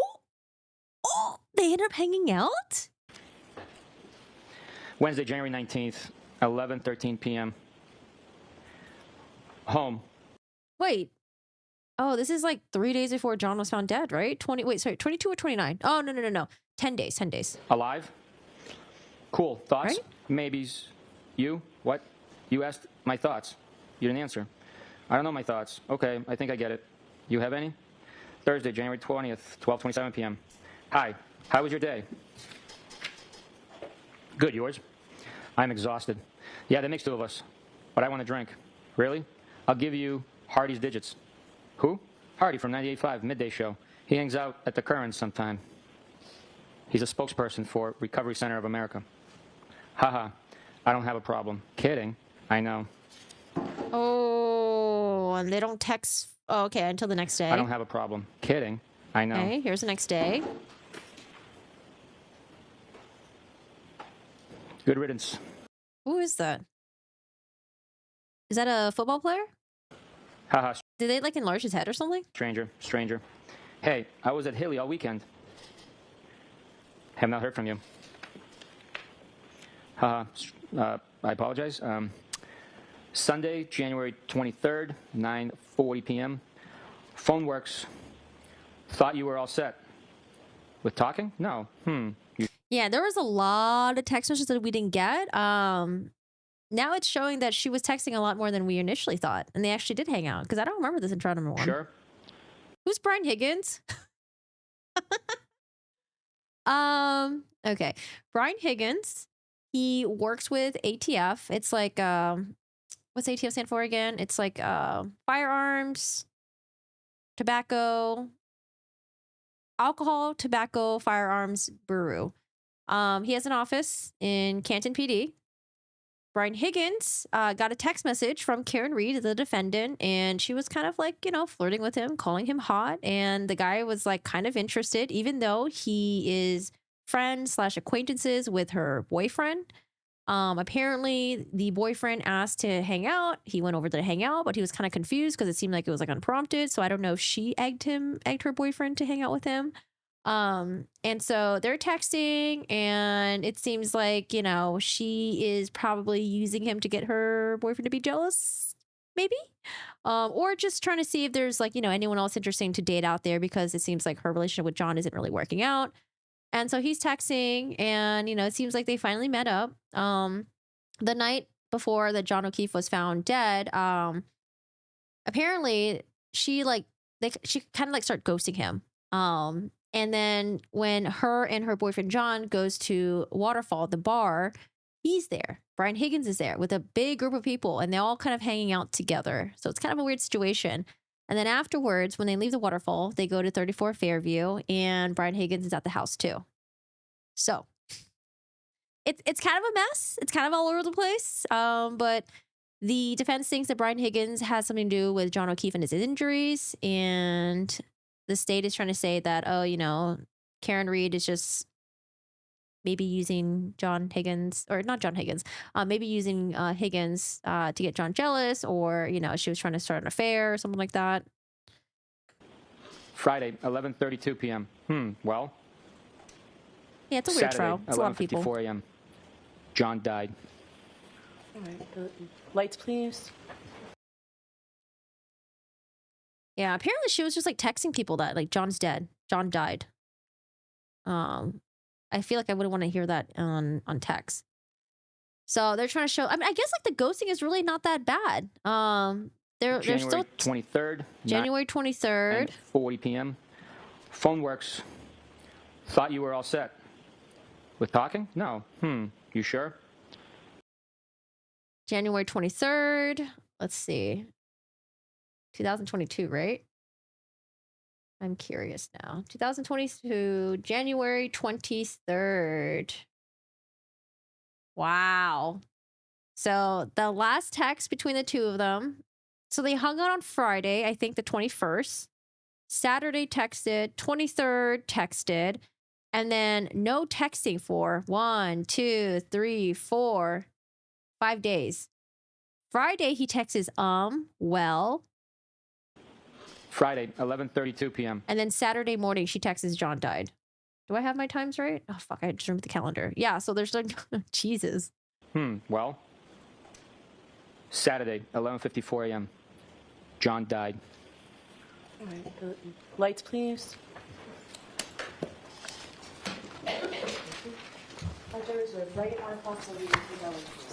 Oh, did they do the lunch break? Oh, they do the lunch break. Whew. I mean, Jesus. Okay, so we're still in cross-examination. And like I said, I don't see how that really helps the defense much. I know they're trying to build a story that Higgins has something to do with John's death. So we'll see what he asks in cross-examination. I'm sure maybe he'll get some really good questions.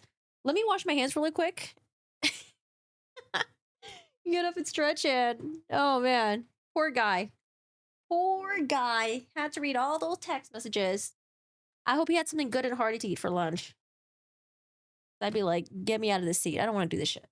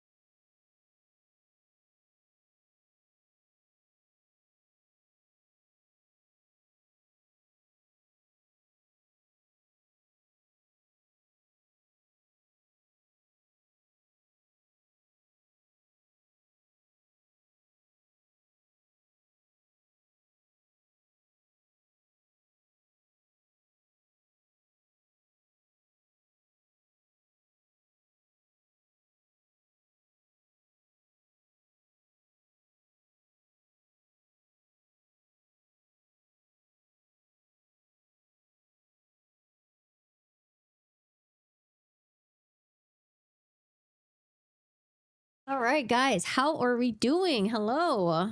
Do we know if Brian gets into fights a lot? I don't know. I think the only person that was mentioned getting into fights was maybe someone from the Albert family. I don't know about Higgins.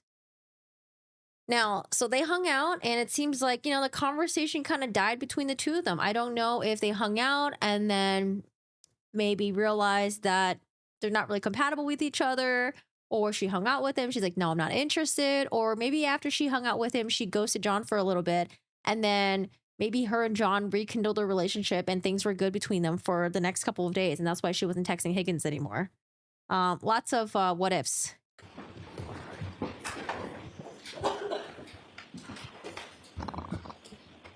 All right, Mr. Jackson, whenever you're ready. Thank you, Your Honor.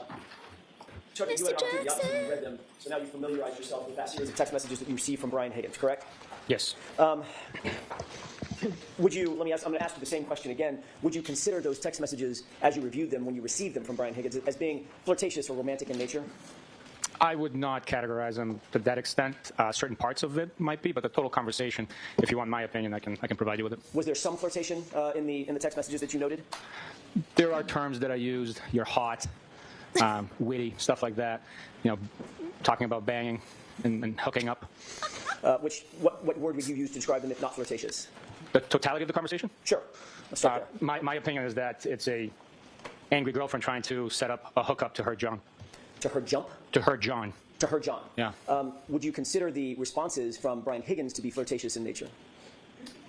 There are conversation parts that are enticing, maybe a little of advances, but the totality of, to put a label on the whole thing, my opinion is that she's trying to get revenge. Get revenge? Yes, get revenge. On John? Yeah. For what happened on New Year's Eve? Yes. Okay. When you say revenge, you don't mean physical revenge.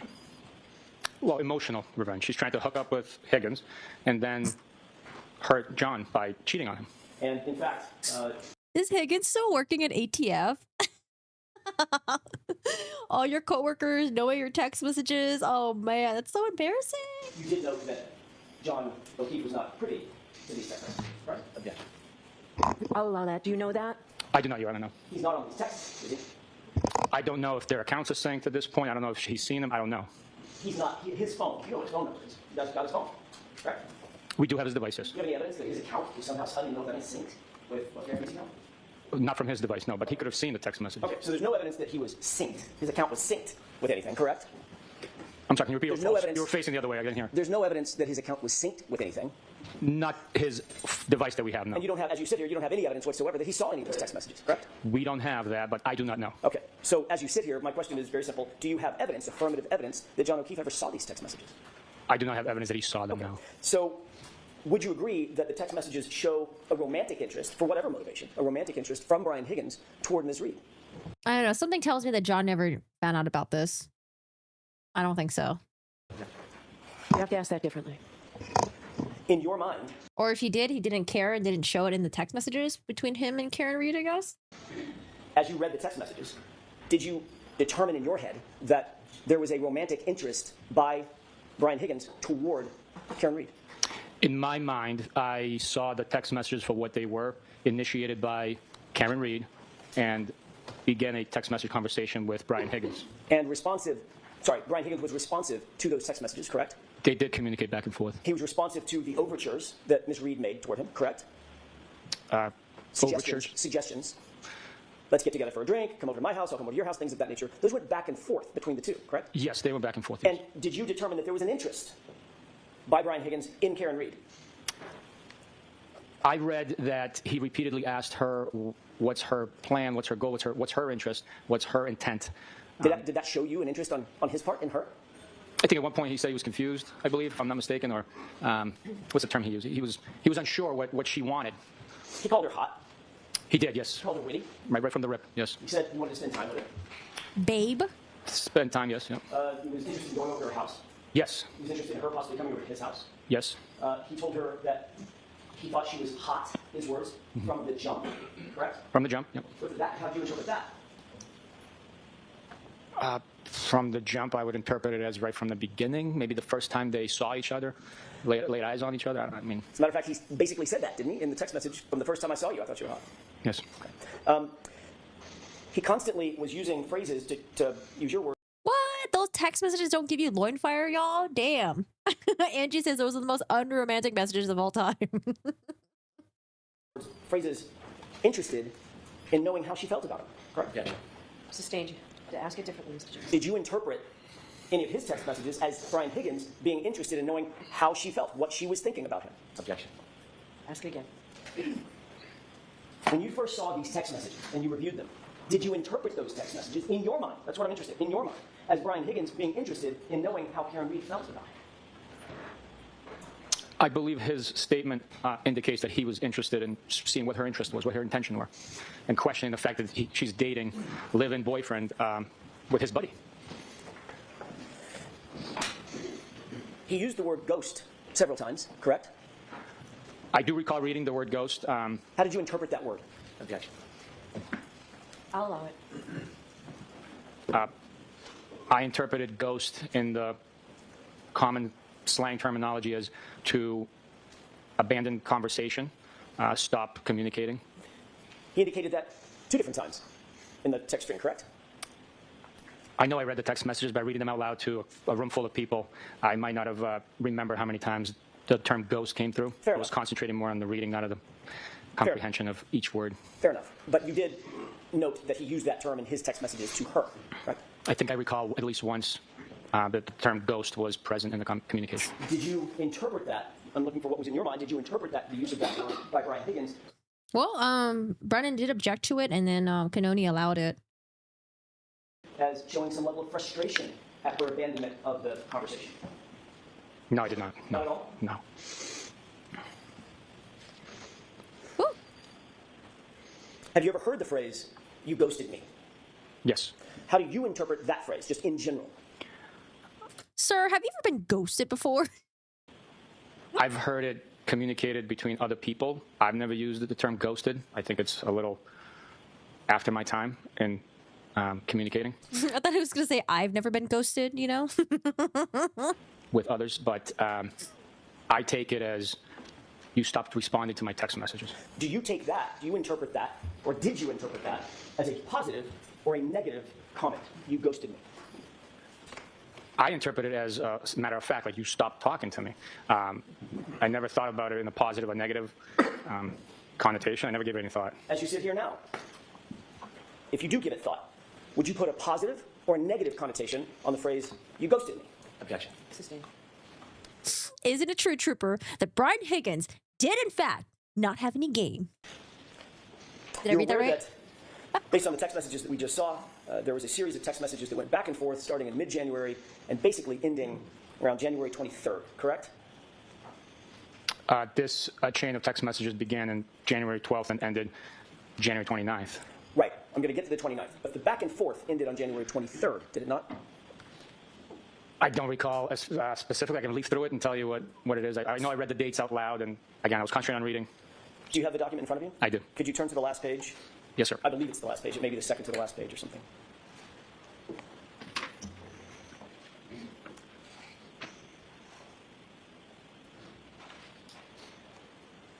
Do we think his cross-examination is going to go until the end of the day today?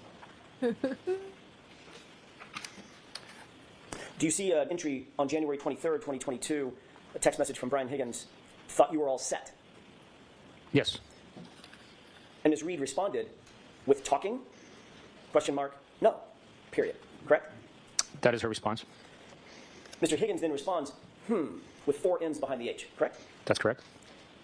And then he responds again. By the way, did Ms. Reed respond to the No, she did not. And then he follows up with, "You sure?" with no punctuation. Correct? Brennan is there. He tried objecting once, and then the judge overruled it. That's correct.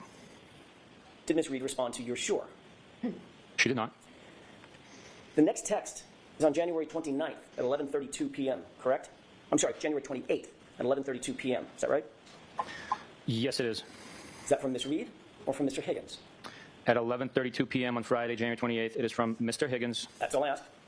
And now, can you tell the jurors what that text is? And then the next text immediately after it. Well, So between January 23rd and January 28th, would you describe Ms. Reed's side of the conversation as having ghosted Mr. Higgins? No, she initiates the conversation. You had me read the second text message in the chain. Between January 23rd, when that last text message was sent by Brian Higgins, until January 28th at 11:32, would you describe that as Ms. Reed having ghosted Mr. Higgins for those 5 days? Strictly looking I wonder what the age range of the jury is. If they're like confused by this term ghosting or if they're familiar with it. at the text What time is it over there, guys? 3:35 p.m.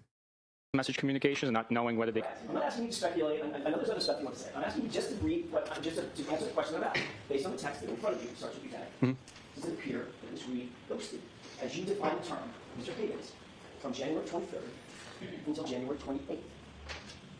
One could read into that in that manner, yeah. And then on January 28th, Mr. Buchanan, when Brian Higgins sends, well, did Ms. Reed respond? No, she did not. They were together at the same location. Did she respond to the text? On that day? Correct. Not on text message, no. You said they were together.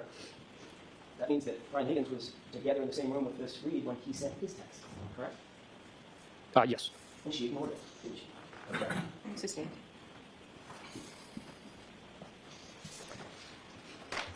You also received from Mr. Higgins certain text messages between him, Mr. Higgins, and John O'Keefe himself, correct? Yes, we did. And one of those text messages, one of the last text messages that they exchanged was, as a matter of fact, the last text message that was exchanged was Brian Higgins at 12:20 a.m.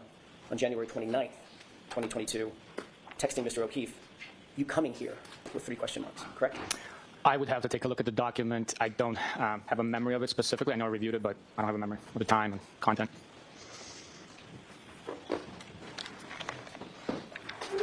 May I approach, Your Honor? Yes. Thank you very much. Message was sent.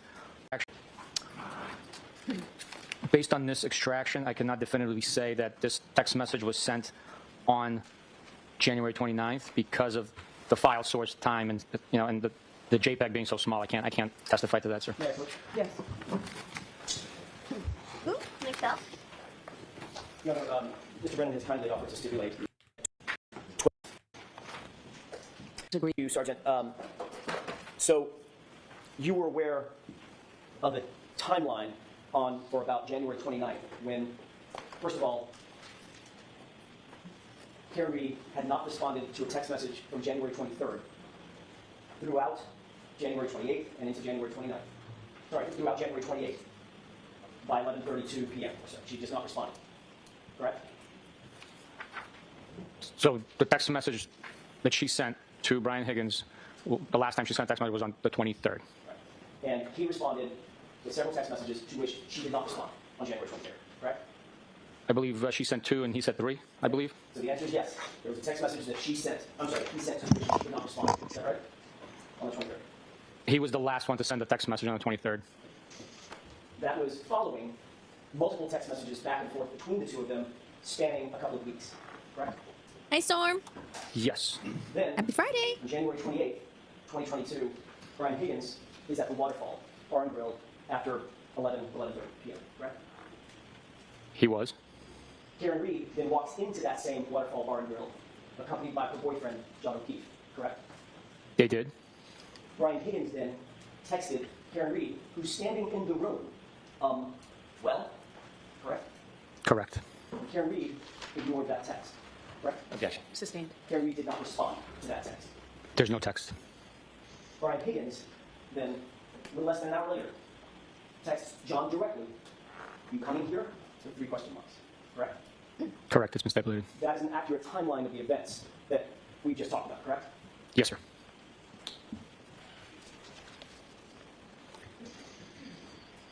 You're also aware of a call. Your investigation revealed a call between Brian Higgins and Brian Albert at 2:22 a.m. on the 29th, correct? Objection. Sustained. Did your investigation reveal a call between between Brian Higgins and Brian Albert at 2:22 a.m.? Objection. Sustained. May we approach, Your Honor? Okay.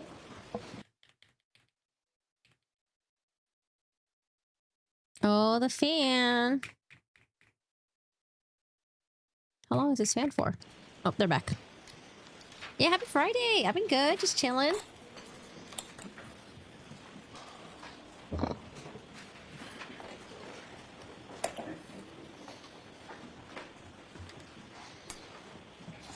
Sergeant Buchanan, did you become aware during the course of your investigation, then I'll narrow the time frame, during the course of your investigation, that there were calls between Brian Higgins and Brian Albert at approximately 2:22 a.m. on the 29th? During the course of my investigation, I was not aware of that. If you have a document Is that the booty calls? that I can see, I can tell you if I've ever seen it before. Did you seek to Booty. secure Brian Albert's cell phone to determine what calls he did and didn't make on No. January 29th or January 28th? No, we did not. Okay. In your experience, would a phone extraction, a cell phone extraction of Brian Albert's phone, have revealed calls made and received in the time frame that we're talking about, the 28th and the 29th of January 2022? If a phone is extracted, the records of phone calls being made and received would show those records. You did receive information from Brian Higgins' phone, specifically the texts that he claimed he pulled off of his phone and gave to you, correct? We received text messages that I read today that Brian Higgins provided from his phone. Did you seek to secure his actual phone for a forensic download or a forensic mirror image to get the actual calls made and received or text messages made and received from his phone? No, we did not.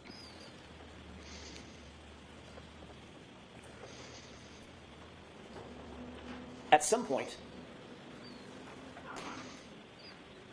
this is just yes or no, at some point, did you become aware of a call between Brian Higgins and Brian Albert at 2:22 a.m. on the morning of the 29th? Just yes or no? No. As you sit here today, this is new information to you. Let me rephrase that. This is unknown information to you. You do not have any information about that? Objection. Sustained. We need a time frame, Mr. Jeff. I realize that, Judge. That's why I'm asking it this way. As you sit here, are you aware of a phone call between Brian Albert and Brian Higgins at 2:22 a.m. on January 29th, 2022? But you just shared that with me. I have no memory or record of seeing that it actually took place. I do not know. Okay, so you've never heard that before. That was what I was getting to. You've never heard that before. No. Okay.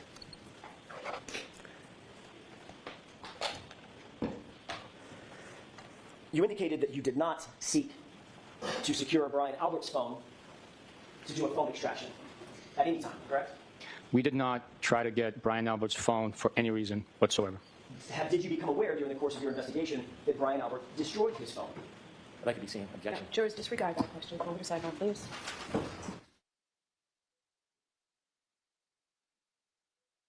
At the sidebar. Maybe he had other cringy romantic text messages that he didn't want the world to see.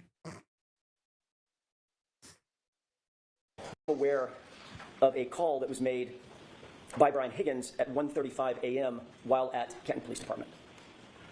I am not aware of that, no. So you did nothing in terms of investigating any phone call that Brian Higgins did or didn't make while at Canton PD on the night or the early morning hours of January 29th, 2022? We never sought to get Brian Higgins' phone. He was not looked at as a individual that we would need to get his information for any reason at that point. Even after you received and read all of those text messages between him and Karen Reed? Correct. And even after you became aware of the timeline that we just walked through, starting on January 23rd, going all the way into January 28th and into January 29th, you did nothing to investigate that? We had the information that we had. We did not need to get his phone. And the information that you had came from Brian Higgins himself, not from a forensic extraction, correct? The extraction that Brian Higgins provided was a forensic extraction of his communications with Mr. O'Keefe and Karen Reed. We had Mr. O'Keefe's phone and we had Karen Reed's phone, so we can verify and confirm that those text message communications were accurate, unredacted, not deleted, and were true representation of what their communications consisted of. And that was a representation made by whom? The totality of it. That was a representation made by whom? A person made that representation to you that it was fair and accurate. Who made that representation? It wasn't a person, it was the extractions between the three devices. Well, an extraction that you were handed on a device by someone, correct? No, I said that we had all three devices, and as I told Mr. Higgins in our interview together, I said, Brian, we have those two devices. Meaning If you, and Karen's. correct. Okay. If there's anything deleted or altered in any way, we will have proof of it. So please make sure that you understand the magnitude of the situation. We're investigating a homicide. It needs to be accurate, and it was. And you trusted that coming from Brian Higgins rather than simply getting an extraction from someone, correct? Yes. I trusted him, yes, because we trust and verified. And after verifying, The extractions were correct. And following that verification of the text messages, And wouldn't the defense have the same copies too, right? And then if it wasn't same, it was different, or something was deleted, they would just call them out. did that raise any suspicion in your mind about any possible motives Brian Higgins may have relative to John O'Keefe?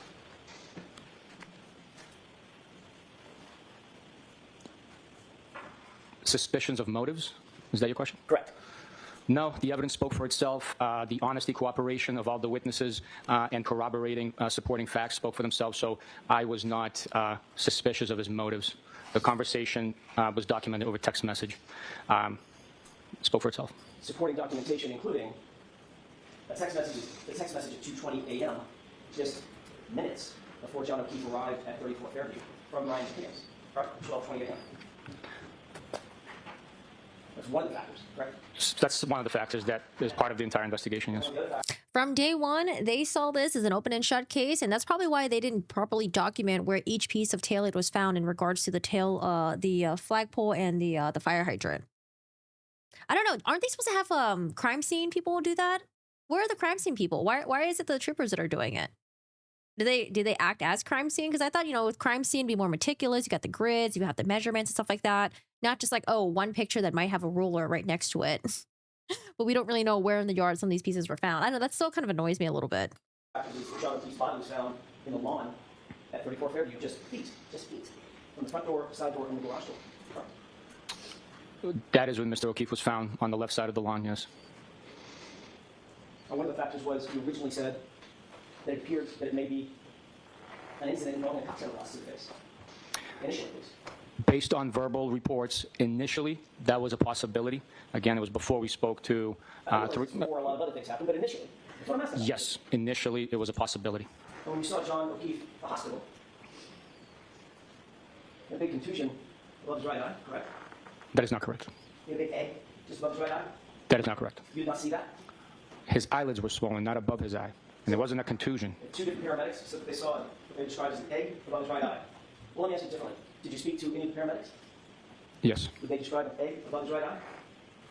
I'd have to see a report to actually be described as an egg above his right eye. Did you notice a laceration at his right eye? His right eyelid did have a tiny, tiny laceration.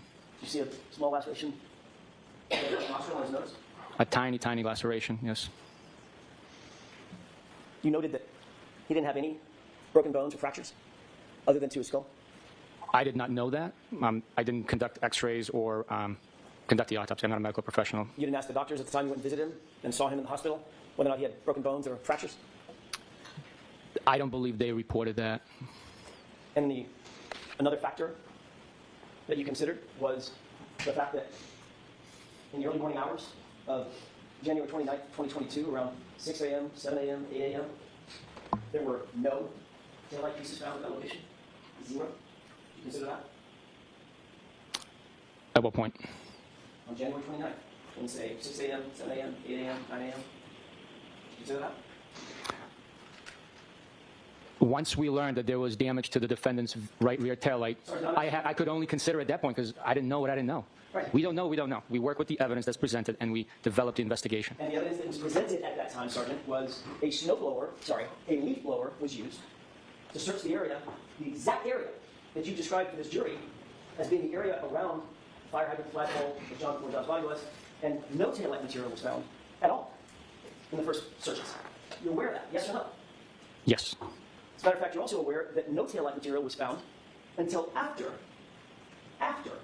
that SUV was in Massachusetts State Police custody and sitting at the Sallyport in Kent. Correct? I believe the first taillight piece was found after it was in our custody. I don't know the exact time. I'd have to see it. It was like 5:40 something. The SWAT team found it. When you talked to Brian Higgins, did you ask Brian Higgins about potentially seeing John's body when he left 34 Fairview and headed over to Canton PD? Yes, I did. You knew that at that time, say 1 o'clock, 1:30 in the morning, there was about 0.2 of an inch of dusting of snow, correct? Very light. At that point in time, there was a coating. I cannot speak to the amount of snow that was on the ground. But Brian Higgins told you in that interview that he didn't see the body because it was hidden by a snowbank. Didn't he? Objection. Did he say that to you? I don't have a memory of that, Your Honor.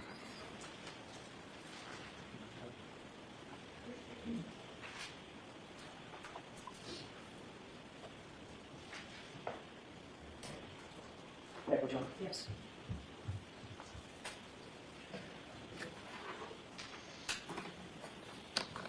Take a look at page 3 of the highlighted portion, if you wouldn't mind.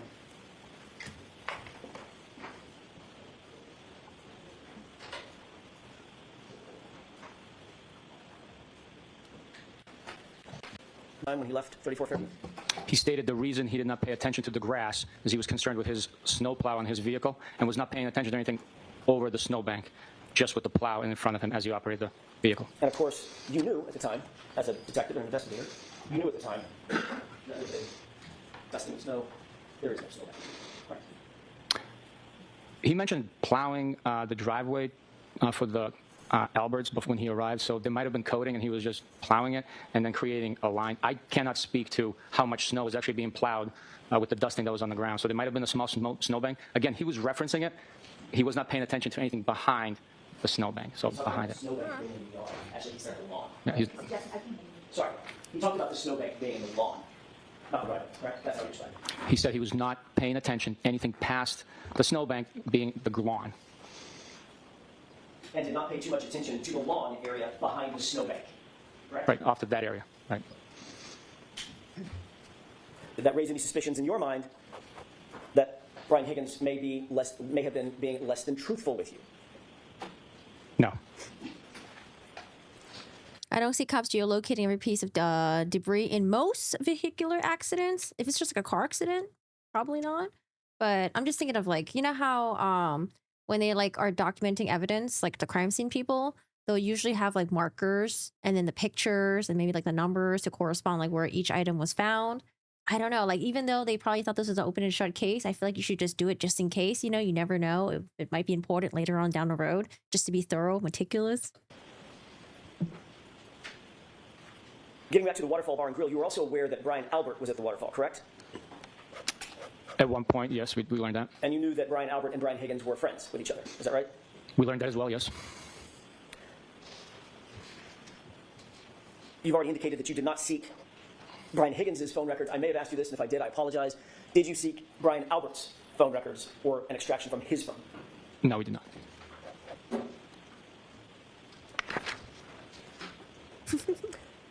Did you You look didn't at ask the about Brian entirety of the Albert, you know Waterfall you video? didn't. Did you review the entirety of the Waterfall video when you first obtained it? Or have you looked at it since? I have at one point or another viewed the entire video, yes. Your Honor, with the court's permission, this has already been marked as evidence, but I cannot write it. It's on my notes. Exhibit 22, I'm told. Okay. May we Oh, did exhibit my that for shade the, come from or Sam's present Club? that for the jurors? Yes. And I'm asked to advance this to runtime 8:30. I think you just to got here. about 11:08, so a couple of minutes with the court's permission. Yes. Oh gosh. Paranormal activity again, guys. All right, what do we have? Is this the ass grabbing Can we scene? pause it briefly, Mr. Wolk? Yes. Thank you, sir. Can you please, if you can, point for the jurors whether or not you see Brian Higgins in that video? I'll use the screen in front of me for initial indication. I believe that that is Brian Higgins right there. Can you do me a favor, just so everybody has a perspective? Can you also point to him there? Okay. There you go, right there. I believe that is Brian Higgins. Okay. Do you see Brian Albert in that video?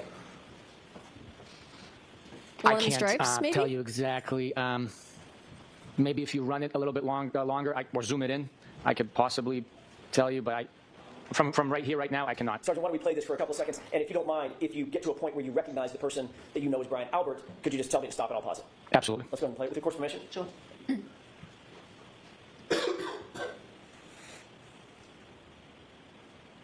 Is that Karen Reed next to Higgins, but ignoring him and not interacting with him? Can you pause it? Stop it. Go ahead, Sergeant. Brian Albert is the individual right there. Right there. Can you describe what Brian Albert and, I don't know, guys. Does this look aggressive to you guys? Like a fight was brewing? by the way, for the record, Your Honor, the witnesses indicated the person toward the left, right under the 29 on the chyron on top, the 29? Yes. Can you describe what you see the two individuals, Brian Albert and Brian Higgins, doing in this scene? It looks like they are facing each other, possibly squaring off in the stance. Can we go ahead and play this forward, please?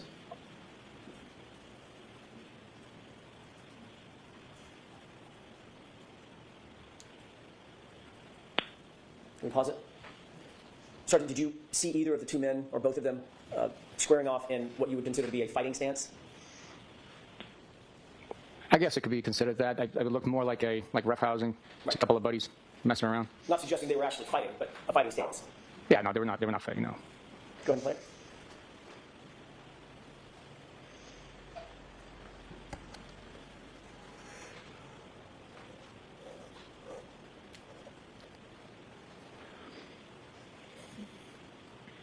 So I think this is Karen over here.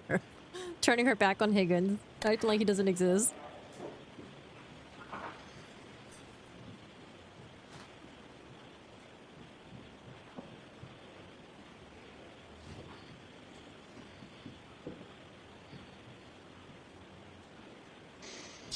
Can you pause it? Sergeant, do you happen to see in this shot, just for orientation, do you see my client, Ms. Reed? I'm sorry, I was paying attention to the two gentlemen. That's fair. That's kind of an unfair question. Could you, if we play this a few more seconds, could you look around, scan around, and tell me if you see someone that you believe is my client? Yes, I will try. Let's go ahead and play.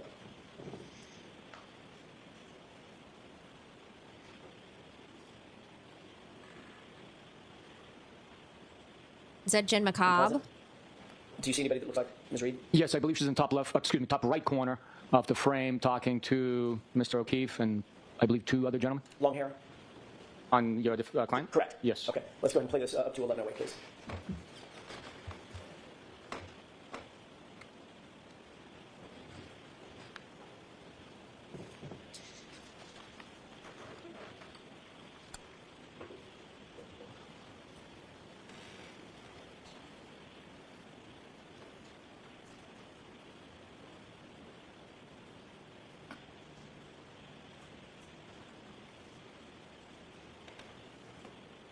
Is that up to 11:08? Okay, thank you. We can take that one down briefly. This is, if we have the lights, thank you. Sergeant, this is at the waterfall just before midnight on January 29th, 2022, correct? What you just saw. That footage is from the waterfall just before midnight on 28th. I'm sorry, my mistake. On the January 28th, 2022. Correct. Going into midnight, January 29th, 2022. Yes, sir. All right. This would be just minutes before everyone headed out of the waterfall and went back toward Fairview, correct? Not everyone. The band didn't go to the Fairview. Well, obviously, I'm not talking about the band of bartenders. I'm talking about Brian Albert, Brian Higgins, Jim McCabe, Matt McCabe, John O'Keefe, Karen Reed, those folks. Correct? It's before some of those individuals left the bar and headed to 34 Fairview. If we could push to runtime 16:35, 17:22, while you're queuing that up, did you see, after I asked you the initial time about the stance that the two men were taking, Brian Albert and Brian Higgins, did you see them continue to take what could be reasonably described as a fighting stance toward each other, even in jest? They were squaring off and roughhousing, yeah. Okay, what does squaring off mean?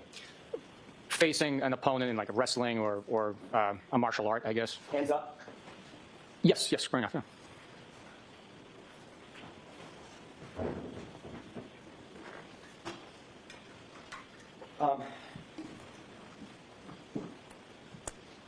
You are former military Yes, and current law enforcement.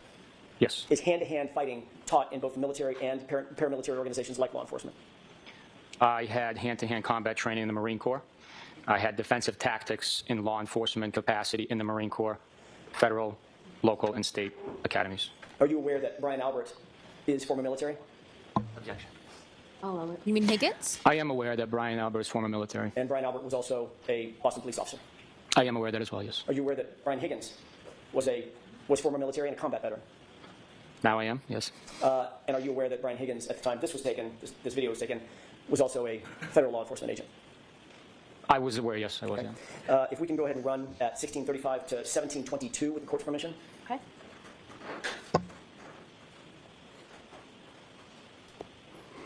Any more ass grabbing? Oh, even more ass grabbing. Are they like one is in front of the other? Cute. If you can pause it. Can you describe for the jurors what you see Brian Albert and Brian Higgins doing in this footage? Based on my understanding, it looks like he's giving him the Heimlich maneuver, or As if abdominal thrust, I guess. I don't know what he's doing. Brian Albert's got his hands around Brian Higgins, correct? That's what it looks like from here. I have no idea what he's doing. Could it be described as wrestling or grappling? I guess, yeah. Okay, let's go ahead and play it.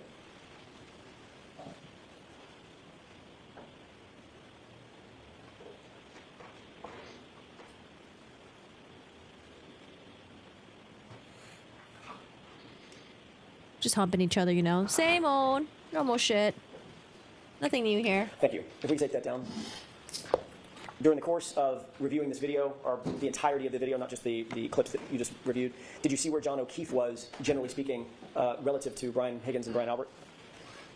Throughout the entire time? He wasn't standing still, I understand that, but generally, was he standing with them, or was he closer to the bar in the back of the video?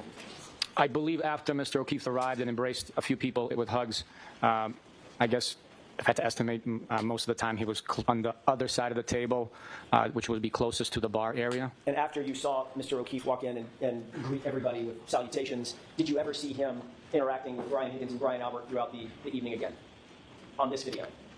On this video, I did not know. I'd like to play runtime, one more clip here on a runtime. Just to orient the jurors, can you see any individuals? 11:57 Brian p.m. Higgins, Brian Albert, John O'Keefe, Karen Reed, any of those individuals in this clip as yet? No, Or do we need to who's play them who? further? I would need you to play it a little bit further, please. Is it possible, with court permission, to zoom? There we go. Thank you. If we could go ahead and play that This is the worst footage from ever. 1915 to about 1957.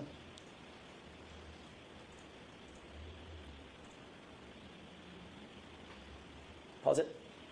Do you recognize the three people center screen now?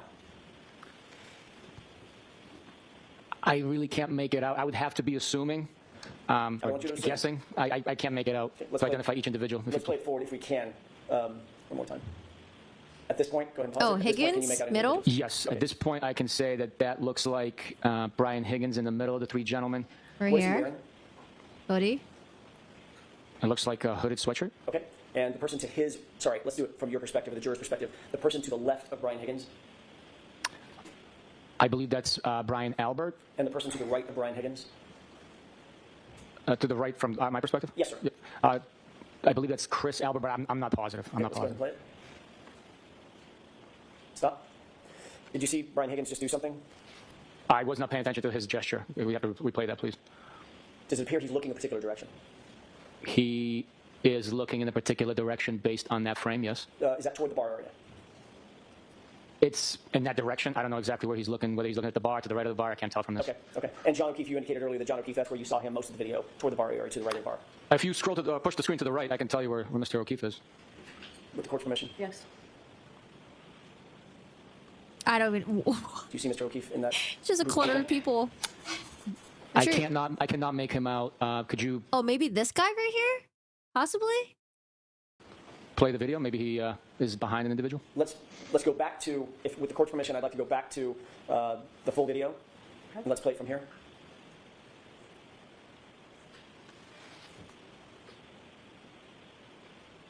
Wait, zoom out. Zoom out.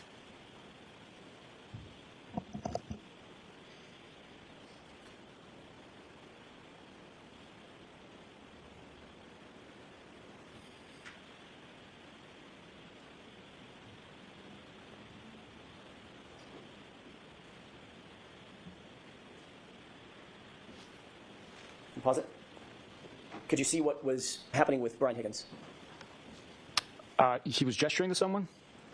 I was trying to see Mr. O'Keefe. We were talking about Mr. O'Keefe, so Understood. I apologize. Understood. With the court's permission, could I play the video one more time with it focused on the other side of the bar? Okay. Thank you. Last time. Can you tell me who to focus on, please, Yes. so I'm not looking for the wrong person? Sure, Thank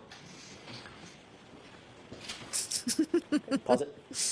Do you see John O'Keefe there? Yes, I do. Okay, can you point to where he is for the jurors, please, on both televisions? Mr. O'Keefe is right there wearing the sweatshirt. Kinda. Over here? Multi-tone gray sweatshirt with a hood on it and his hat. And this the TV? right Okay. there. Do y'all He see appears to Karen? be at the bar paying the bill. Okay. With this perspective, could we just go ahead and play that 30 or 45 seconds one more time? And but please focus on Mr. O'Keefe. Is that Jen? Jen McCabe?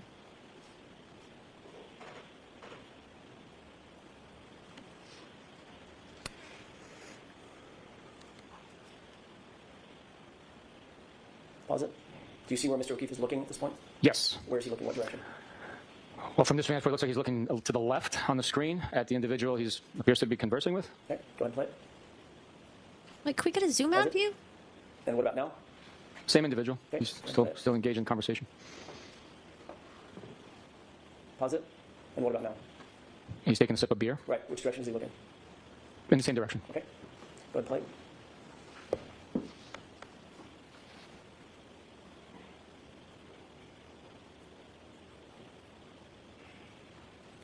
And go ahead and pause it. Would you go back out to the full screen? Is that Karen? At this point, does it appear in the video that Brian Higgins, Brian Oh, they're gone. Ghosts. Albert, Chris Albert have all left the bar? There's someone standing across the table from Mr. O'Keefe to his rear. I don't know who that is, so I can't testify to that. The others have left. Given this perspective, now that we've seen both of them zoomed, do you have an opinion as to whether or not it appeared that Mr. Higgins was gesturing toward John O'Keefe just before he left the bar? Given this perspective, he might have been. I don't know who he was gesturing at. Okay, we can have the lights up. Let me take that down. I want to change gears for a second. Let me ask one more series of questions, if I could. Sergeant, what we've just seen was literally Brian Albert, Brian Higgins leaving Waterfall to go to a different location. What was the location they were heading to, based on your investigation? They were heading to 34 Fairview Road. And shortly thereafter, who else followed to go to 34 Fairview? I'm sorry, you said Chris Albert? No, I didn't. No, you didn't. Okay. Nope. Brian Albert, Brian Higgins, they went to 34 Fairview, and then Mr. O'Keefe also traveled there. Thank you. I want to shift gears, if I could, to another video. Did you review certain ring videos, specifically relative to One Meadows, the outdoor ring video So I have, in on the upper left-hand corner of the video? Okay. Pause it. Let's go ahead and zoom in on the upper left-hand corner. Okay, go ahead and play.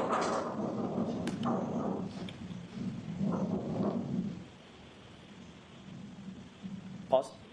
Did you see anything happen with the left rear tire of the other car in the driveway? which car are you talking about? It jiggled. The highlighted portion, the parked car, which is the left rear tire that's zoomed in on. All right, let's watch it again. Let's try that one more.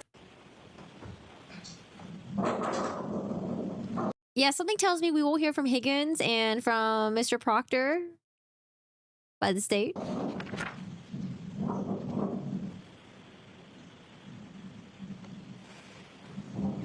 Pause it. Okay, you can take that down. Did you see anything happen with that left rear tire of the Chevy Traverse? Based on that video, it appears there might have been movement there. Last year, and you've seen this video several times, correct? I have. You saw it during the course Be interesting to see where Karen Reed's taillight lines up with John's car. I don't think they even did that last of your year. investigation, not just in the course of proceedings, correct? Right. Last year, you indicated that you observed the vehicle, Ms. Reed's vehicle, come near Mr. O'Keefe's car. Which one in that video was Mr. O'Keefe's car? The Chevy Traverse. And that would be the car that was parked and static, not moving, correct? Correct. Having seen this, do you still believe that the SUV came near the Chevy Traverse, or do you believe it struck the Chevy Traverse?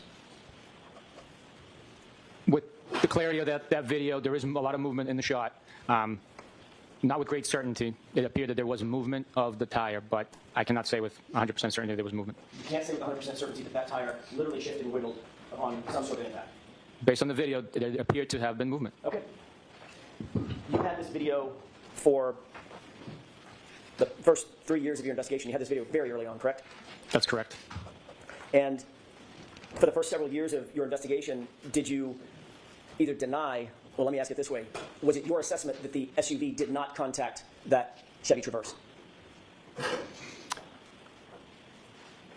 My assessment with the totality of it all was that based on the video, there was no damage that occurred to either vehicle at that point in time. That wasn't my question, Sergeant. My question was your assessment that there was no contact between the two vehicles? Is that what you assessed in the course of your investigation? I did not assess that there was no contact, no. Even as recently as last year, you testified in another proceeding that the SUV came close to the Chevy Traverse, correct? Yes, I said there was a lot of movement in that shot. It's difficult to tell if there was more for me to observe and push that certainty level up. I would have testified differently. As you see Hey, Vaughn, how are you doing today? Cops don't even collect debris from most accidents. That accident in January. In May, a piece from the other car is still around the area, and I still live in the Midwest. the video enhanced, zoomed in on. Do you wish to amend that testimony from last year? Ask a different question. Sure. Given what you've just seen, what is your testimony now about whether or not that SUV struck the Chevy Traverse? There is movement of the tire. There is Movement movement. of the tire. Could be an earthquake. Could be someone standing there pushing the car. I'm asking you, based on what you just saw in this video, do you believe that the SUV struck the Chevy Traverse? Logically speaking, the two vehicles had to have come into contact for the tire to move. They have to have collided, correct?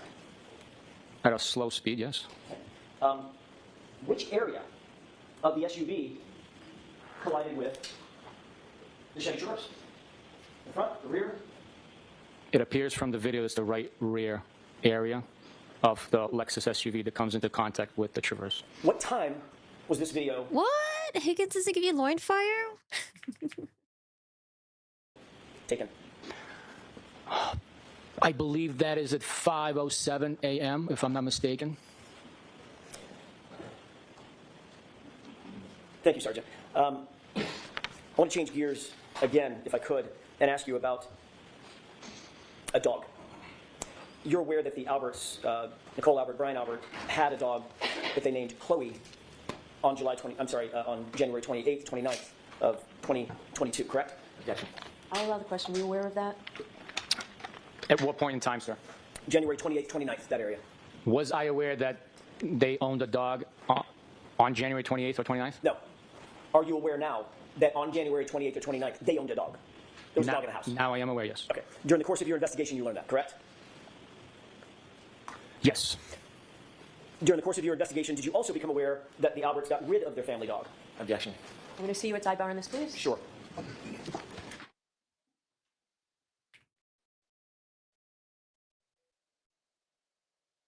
Call the dog to testify. I call Chloe to testify in the stand. Oh, sorry. Let me go back. In the course of your investigation, did you learn that the Albert family had gotten rid of the dog named Chloe? We learned that they no longer cared for the dog. I don't know if get rid of is accurate. Well, they don't have it anymore, right? Yes. Okay, so what would you call it? Giving it up for adoption, I guess? I don't know. I'm not a pet owner. Or what if they didn't give it up for adoption? I'm sorry? What if they didn't give it up for adoption? Rehomed, I guess? Okay, so it's no longer with them, right? Correct. They no longer own the dog. Okay, so they got rid of it. It's like you get rid of a car, right? Right? You can get rid of a car, yeah? Okay, and you can get rid of a dog. That's all I'm asking. Yes, you can get rid of a dog, yes. Okay. At some point during the course of your investigation, did you find out that the Albert family got rid of Chloe? We learned that they no longer own Chloe, yes. Okay, when did you learn that?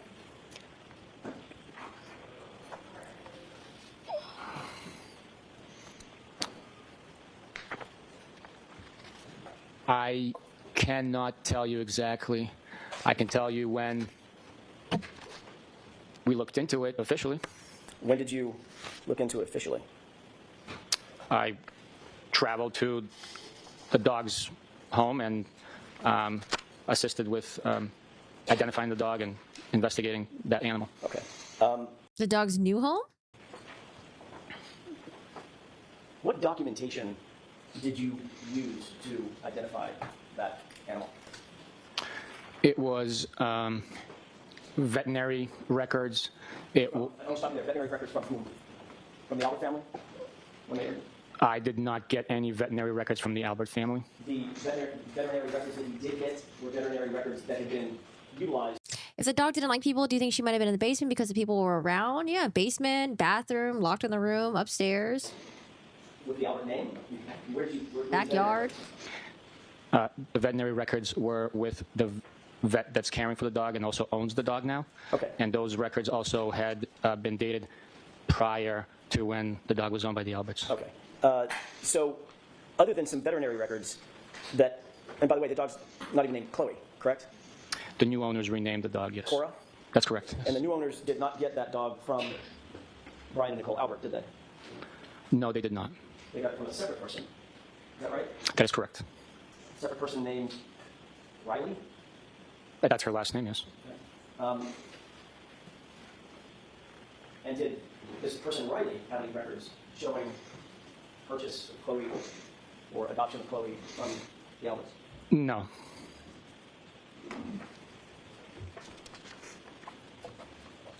What do you say? Records showing purchase of Chloe or adoption of Chloe from the Elvis. No. I could barely hear him. Come closer to the microphone.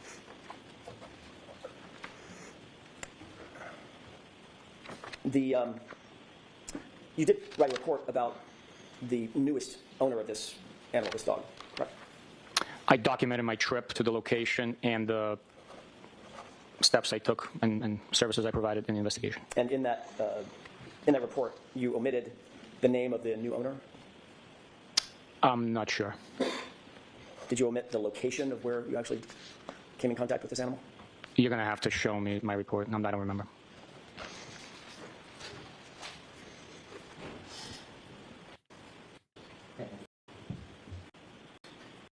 So, what'd you guys eat today?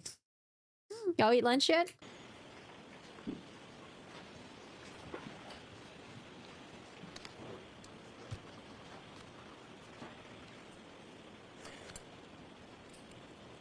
Okay, I apologize about that. No problem. The one slowing us down just a little bit. May I approach? Yes. Questions? It did. Leftover pizza. Ooh, what toppings? And is that information in the We're going to the movie theater tomorrow. I can't wait. I just want to eat a fucking hot dog. Just like a nasty ass hot dog with ketchup, relish, mustard. So bad a bunch of Aquarios. report? No, it is not. You've got, there are some veterinary records that you supplied along with your report, correct? Yes. That you gathered? I'm sorry, what was That it? you gathered along while you were doing Yes. Let's face it, if they got rid of Chloe because she was evidence, she could have made it where she never be found surely. Oh, hopefully not. Hopefully not. Hopefully she's still alive somewhere. But I mean, if your dog bit someone and it was a horrific bite, it's probably either you get rid of the dog or they put your dog to sleep. I'm surprised they didn't put the dog to sleep. But I don't know what the rules are in Massachusetts. Yes. Yes. May I approach? Yes.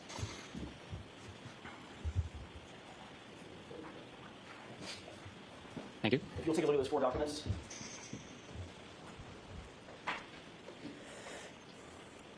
Do those appear to be the veterinary records that you gathered related to this animal?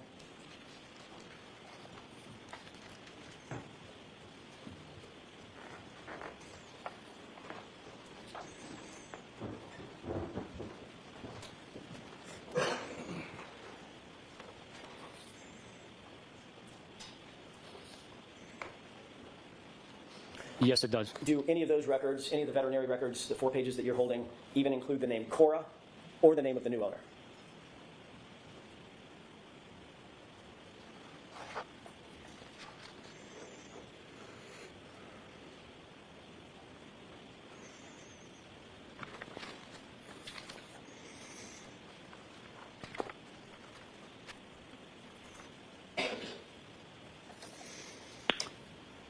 I browsed through it, and no, it does not appear that Cora or the new owner are included in any of these 4 pages. May I approach? Yes.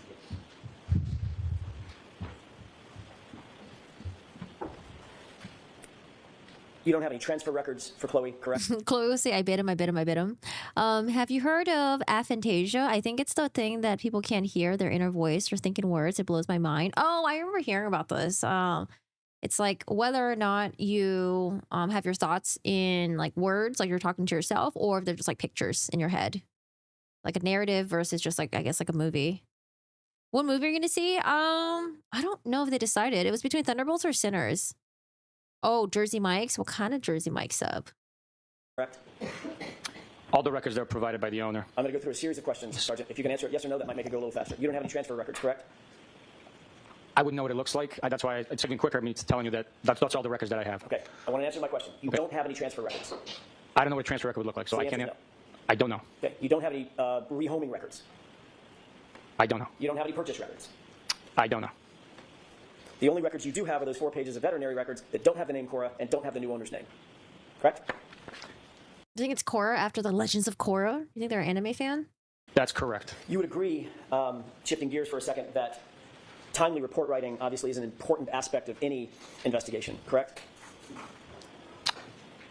Not in this investigation. It is important, but we can only write reports as feasibly and possibly we're capable of doing. Sometimes investigations are rapid, so you can't write a report. You take notes, and some time goes by before you actually document the information on an official report. The information's there, it's gathered, it's maintained by the investigator, it's shared, it's acted on at times, but the official reports might take some time to write. So obviously, if you're, like you said, things are fast moving in an investigation. It might be that you interview a witness on a Tuesday, you're super busy on Tuesday, Wednesday, Thursday. It might be Friday before you can sit down and draft a report about that interview that you did on Tuesday, correct? Different circumstances dictate differently. That would be completely normal. Yes, it is. But most of the time, it's best practices when you're taught. And See you, teach Storm. subordinates that it's best practices to reduce to writing and memorialize a report as close in time to the event in question that's being memorialized as you can, right? That's perfect world. In a perfect world, we'd write it as it's happening.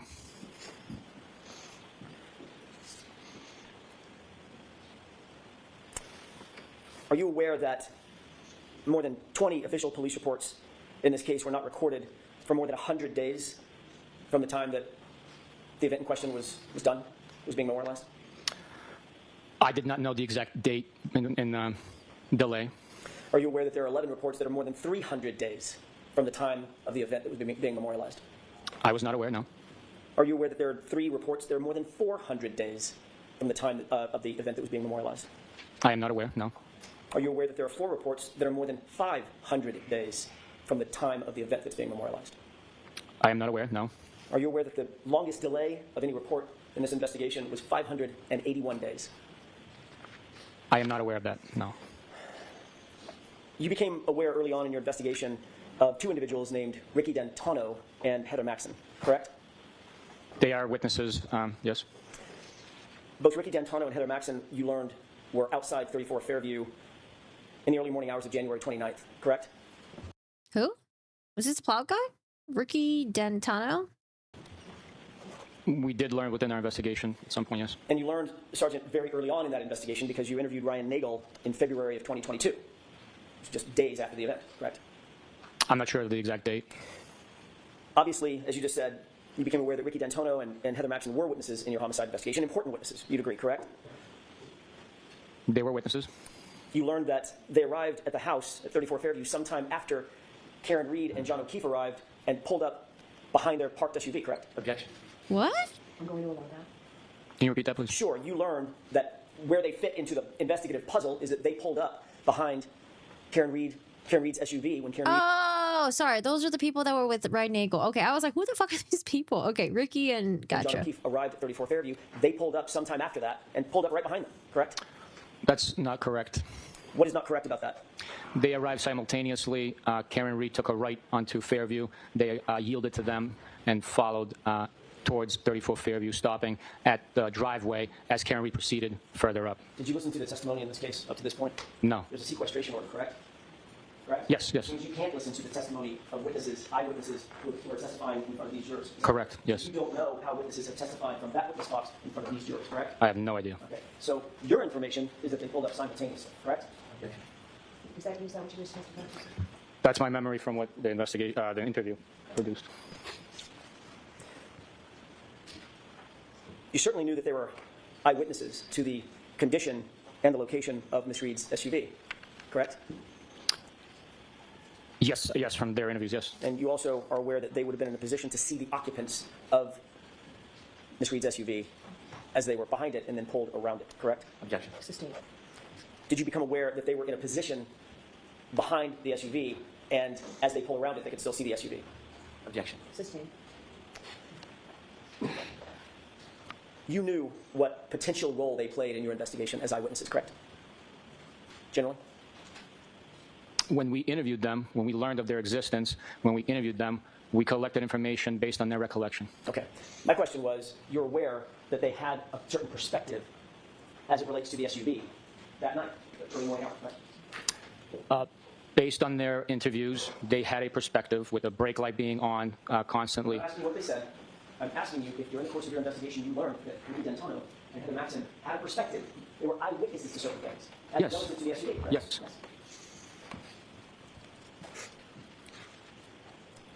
You instructed your subordinate, Michael Proctor, to interview those witnesses in August of 2022, correct? I'm not sure when they were interviewed. I don't have a memory of instructing him to go interview them.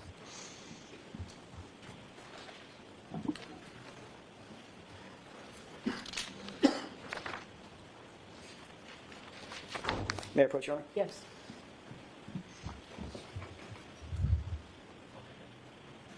Thank you. Can you take a look at that document and tell me if you, why don't you just tell me if whether or not that refreshes your recollection as to communications you had with Michael Proctor specifically?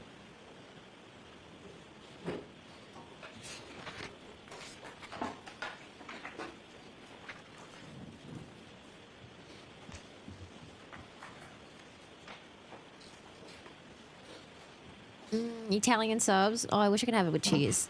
I feel like if you don't eat it with cheese, it's like missing something. Thank you, Sergeant. Does that refresh your recollection as to a conversation, or I'm sorry, a communication that you had with Michael Proctor?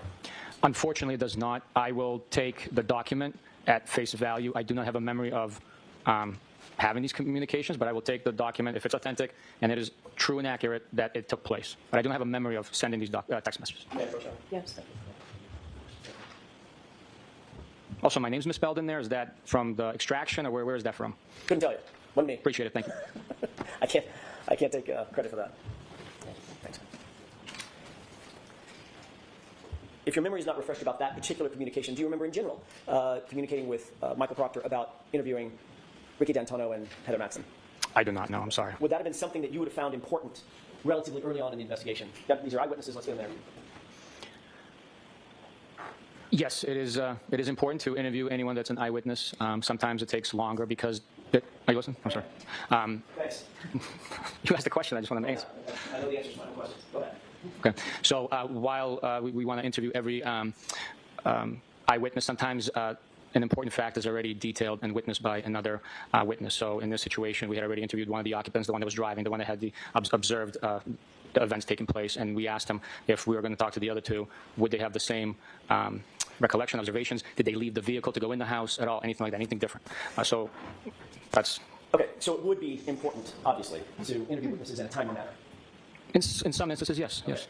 Do you remember when Trooper Proctor actually interviewed Ricky D'Antonio and, I'm sorry, when Michael Proctor interviewed Ricky D'Antonio and Heather Maxson? I do not have a memory. Cuttlefish? Cuttlefish. Like cuttlefish snacks? I don't know. I'm sure a report would indicate when.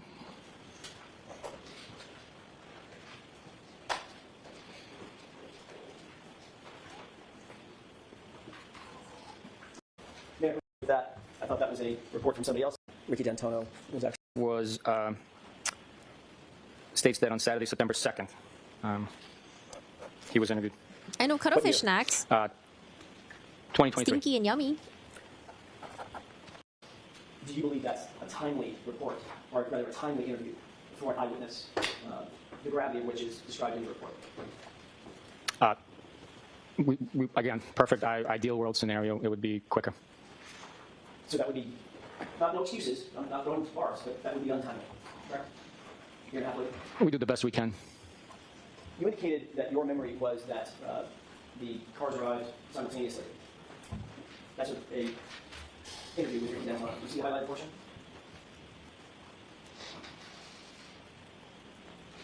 I see. Ricky D'Antonio actually told you the car was Gotcha. parked, correct? The objection sustained. No, may we approach with them? Yes, can I see that, please?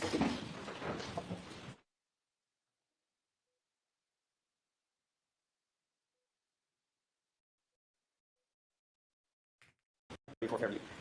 Quoted, Ooh, we're getting close to the end.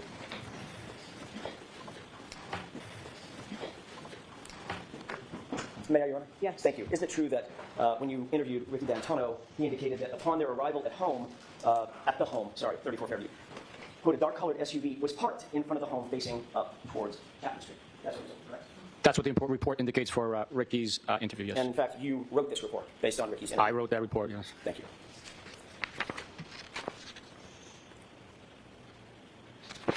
If I may have just a moment, Your Honor. Yes.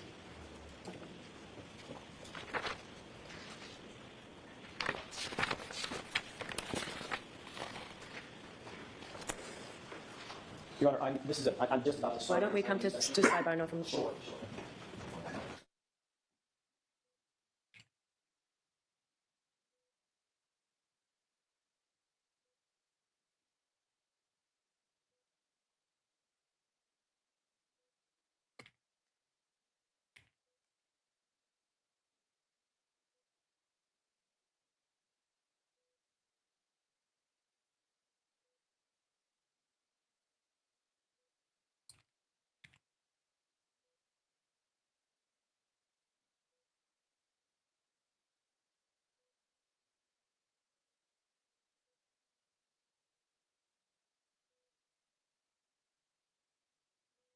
I'm putting my Karen Reed notes in.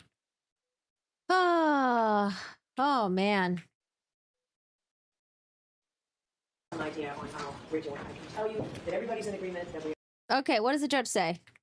Especially as this moves along, I think it becomes more important for me to talk to the lawyers about scheduling to give you some idea on how we're doing. I can tell you that everybody's in agreement that we are right on schedule. So we're not behind schedule. Optimistically, maybe we're still a little bit. They're right on schedule. The microphone sucks. I can barely hear you. Oh wait, I just noticed her curtains. Why do her curtains look like that? I feel like she probably brought them from home or something. Looking a little rough. But we are on schedule for that. Monday, I'm going to ask you all to come in at 10. So we'll start at 10 o'clock on Monday, and we will go a full day. We'll leave every day next week. We'll use a full day. So we will see you next week. Those same cautions. Please do not discuss this case with anyone. Don't do any independent research or investigation. Oh, so Monday they start at 10, but every day next week is going to be a full day. For this case, if you happen to see, hear, or read anything about this case, please disregard it and let us know. Be very careful with your social media use, and we'll have a on Monday at 10. Sorry to leave that. Goodbye. Goodbye. Fuck off. I love that tone. Okay, so today we continue day 13 with the cross-examination of State Trooper Yuri Buchanan. And Yuri Buchanan is the one who is reading the text messages of Trooper Proctor, Brian Higgins, because I'm assuming the state's not going to call any of those two individuals to testify, probably. So they were talking about the chain of... All right, so Monday we'll start with the jury at 10. If you need me before 10, please let people know so that we can deal with anything we can beforehand. I'll be here before 10. So, all right, we'll see you on Monday. Thank you. She interrupted me. Okay, I'm over here trying to give my summary. She interrupted me. Can I talk now? Okay, so we're doing the cross-examination of Yuri Buchanan and Mr. Jackson. Hey there, Karen Retrial watchers. You know what? Hello, Jesse. Mr. Jackson was basically showing how the chain of custody was not really that tight. There weren't reports that were written. We weren't really sure who wrote on some of the envelopes where the taillight pieces was collected. And there was some indiscretion about whether or not evidence was collected on February 10 and if it was booked until March 14, 2022. The witness on the stand was pushing back a little bit on that. He was saying that, oh, that's the date that the lab first received it. And then Mr. Jackson was trying to figure out, okay, well, during February 10 and March 14, where was the evidence sitting? And I think the witness was trying to say that it was turned over to the Norfolk district office. So was it in someone's desk or someone's drawer somewhere? Or was it sitting in limbo? Was it sitting in an evidence locker? Were things just not properly documented? What was going on here? Again, they're talking about the collection of the tail light pieces, and then we segue over to the text messages between Brian Higgins and Karen Reed, and they made this guy read the entirety of it. Now, this time, though, in trial number 2, we are getting more substance between the text messages. I think before we're just getting like a good gist of it, showing that Karen Reed was, possibly trying to figure out if there was like any interest between her and Higgins, like she was kind of fishing around, and then it seems like this time, though, in the trial, we're getting a lot more text messages, which I don't really know how that really helps the defense. It seems like, Karen Reed was more engaged with Brian Higgins and, he was just being awkward with her. He was trying to be straightforward with her, and maybe she was just like messing with him, maybe using these text messages to get, her boyfriend, John O'Keefe, jealous possibly. And then she mentioned in the text messages twice about, the kiss. And it's like, why would you put the evidence out there unless you wanted your boyfriend to read it or find out about it? I don't know. Maybe she didn't think that John was going to get into her phone. Because my impression is that I don't think John ever found out between all the messages between Karen and Mr. Higgins. Now, it seems like Karen tried to invite him out like 3 times and he didn't possibly maybe take the bait. Now, he ended up inviting her at some point, and she did go and meet out with him. I don't know if it was in a group setting with other people, though, if it's just him. It seems like maybe it was in a group setting, possibly. But it seemed like they didn't hang out all night. She came home by 11 and texted him that she was home. And then for the next 5 days, there were no text messages between the two of them, even though they were texting before. So maybe after when they actually hung out, maybe they realized that they weren't vibing with each other, or she wasn't interested in him anymore because she hung out with him, or maybe things were good between her and John and then she didn't need him anymore. Those are some possibilities. Now, Brian Higgins did text her again like 5 days later, and she ignored him. And then he texted her the next day while they were both physically at the waterfall. She shows up with John O'Keefe there. So that's pretty fucking awkward, pretty weird. Again, the defense is just trying to show that, Higgins could have been involved in John O'Keefe's death, and maybe it was because it was over Karen Reed. I'm honestly not really too fully convinced over that because I felt like things weren't really moving between him and Karen Reed. I don't know, maybe if they were dating and there was like some jealousy at play or something, but it seems like they were still in the beginning stages of just like flirting, texting back and forth, and nothing was really happening, and she ended up ghosting him for like 5 days. So, and then we got to, I don't know, I mean, that's pretty much it. That's all I have in my notes. I stopped taking notes afterwards. So this poor guy is still on the stand. And I guess he'll have to come back on Monday to continue testimony. Who are some people that we're looking forward to hearing from? I guess like the state has hired a new crash reconstructionist team, so I look forward to hearing from them to see what their thoughts are, their theory is. And yeah, I don't know. I mean, we already know what the medical examiner is going to say. She testified last year. I think last year they had a medical examiner testified, Dr. Scordy Bello, and then there was a neurologist, I think, who testified about John O'Keefe's head injuries. But that's about it. This retrial of Karen Reed is a lot more direct to the point, and I think Mr. Brennan does a lot better in direct examination than Mr. Lawley, because last year the way Mr. Lawley would ask his questions were really confusing, and it was kind of all over the place. It was hard to follow, and it was also hard to follow the timelines and certain things that were happening. So I think it's a lot more cleaner this time around, but I knew it was going to get very messy when law enforcement would testify in the stand. But like I mentioned, when Gallagher testified at the stand, he was very confident when he testified.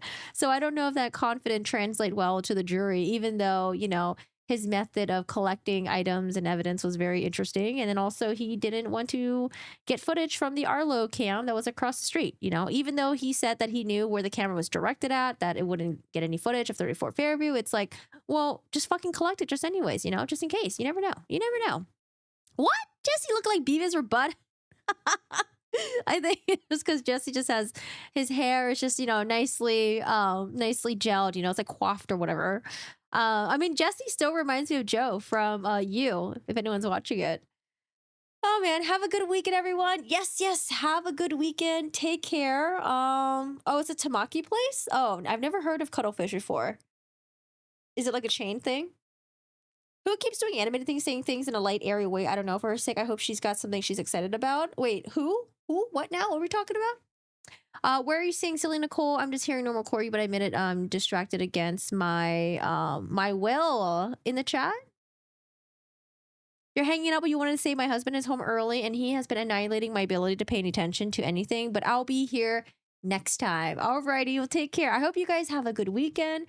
Take care. And Sarah Boone Sidebars, part 1, part 2 is out. Part 3, where things get pretty fucking unhinged, is going to be out maybe later today.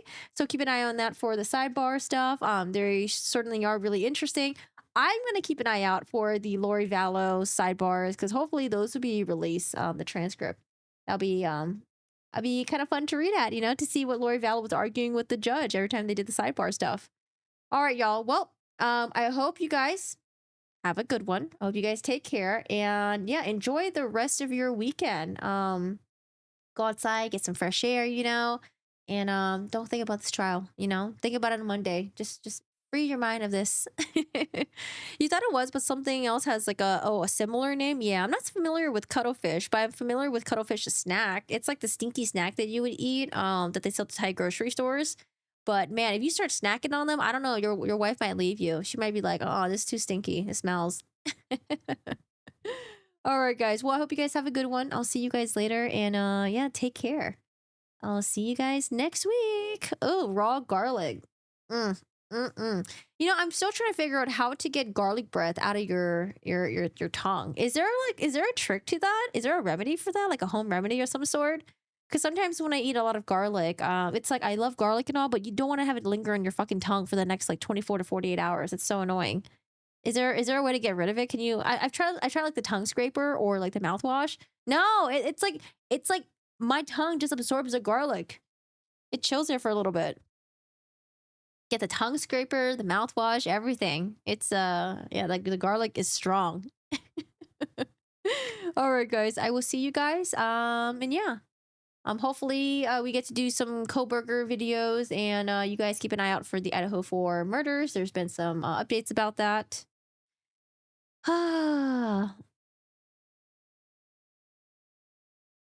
Go extreme and just get Dr. Who? Dr. Tishner? What is Dr. Tishner? What is that?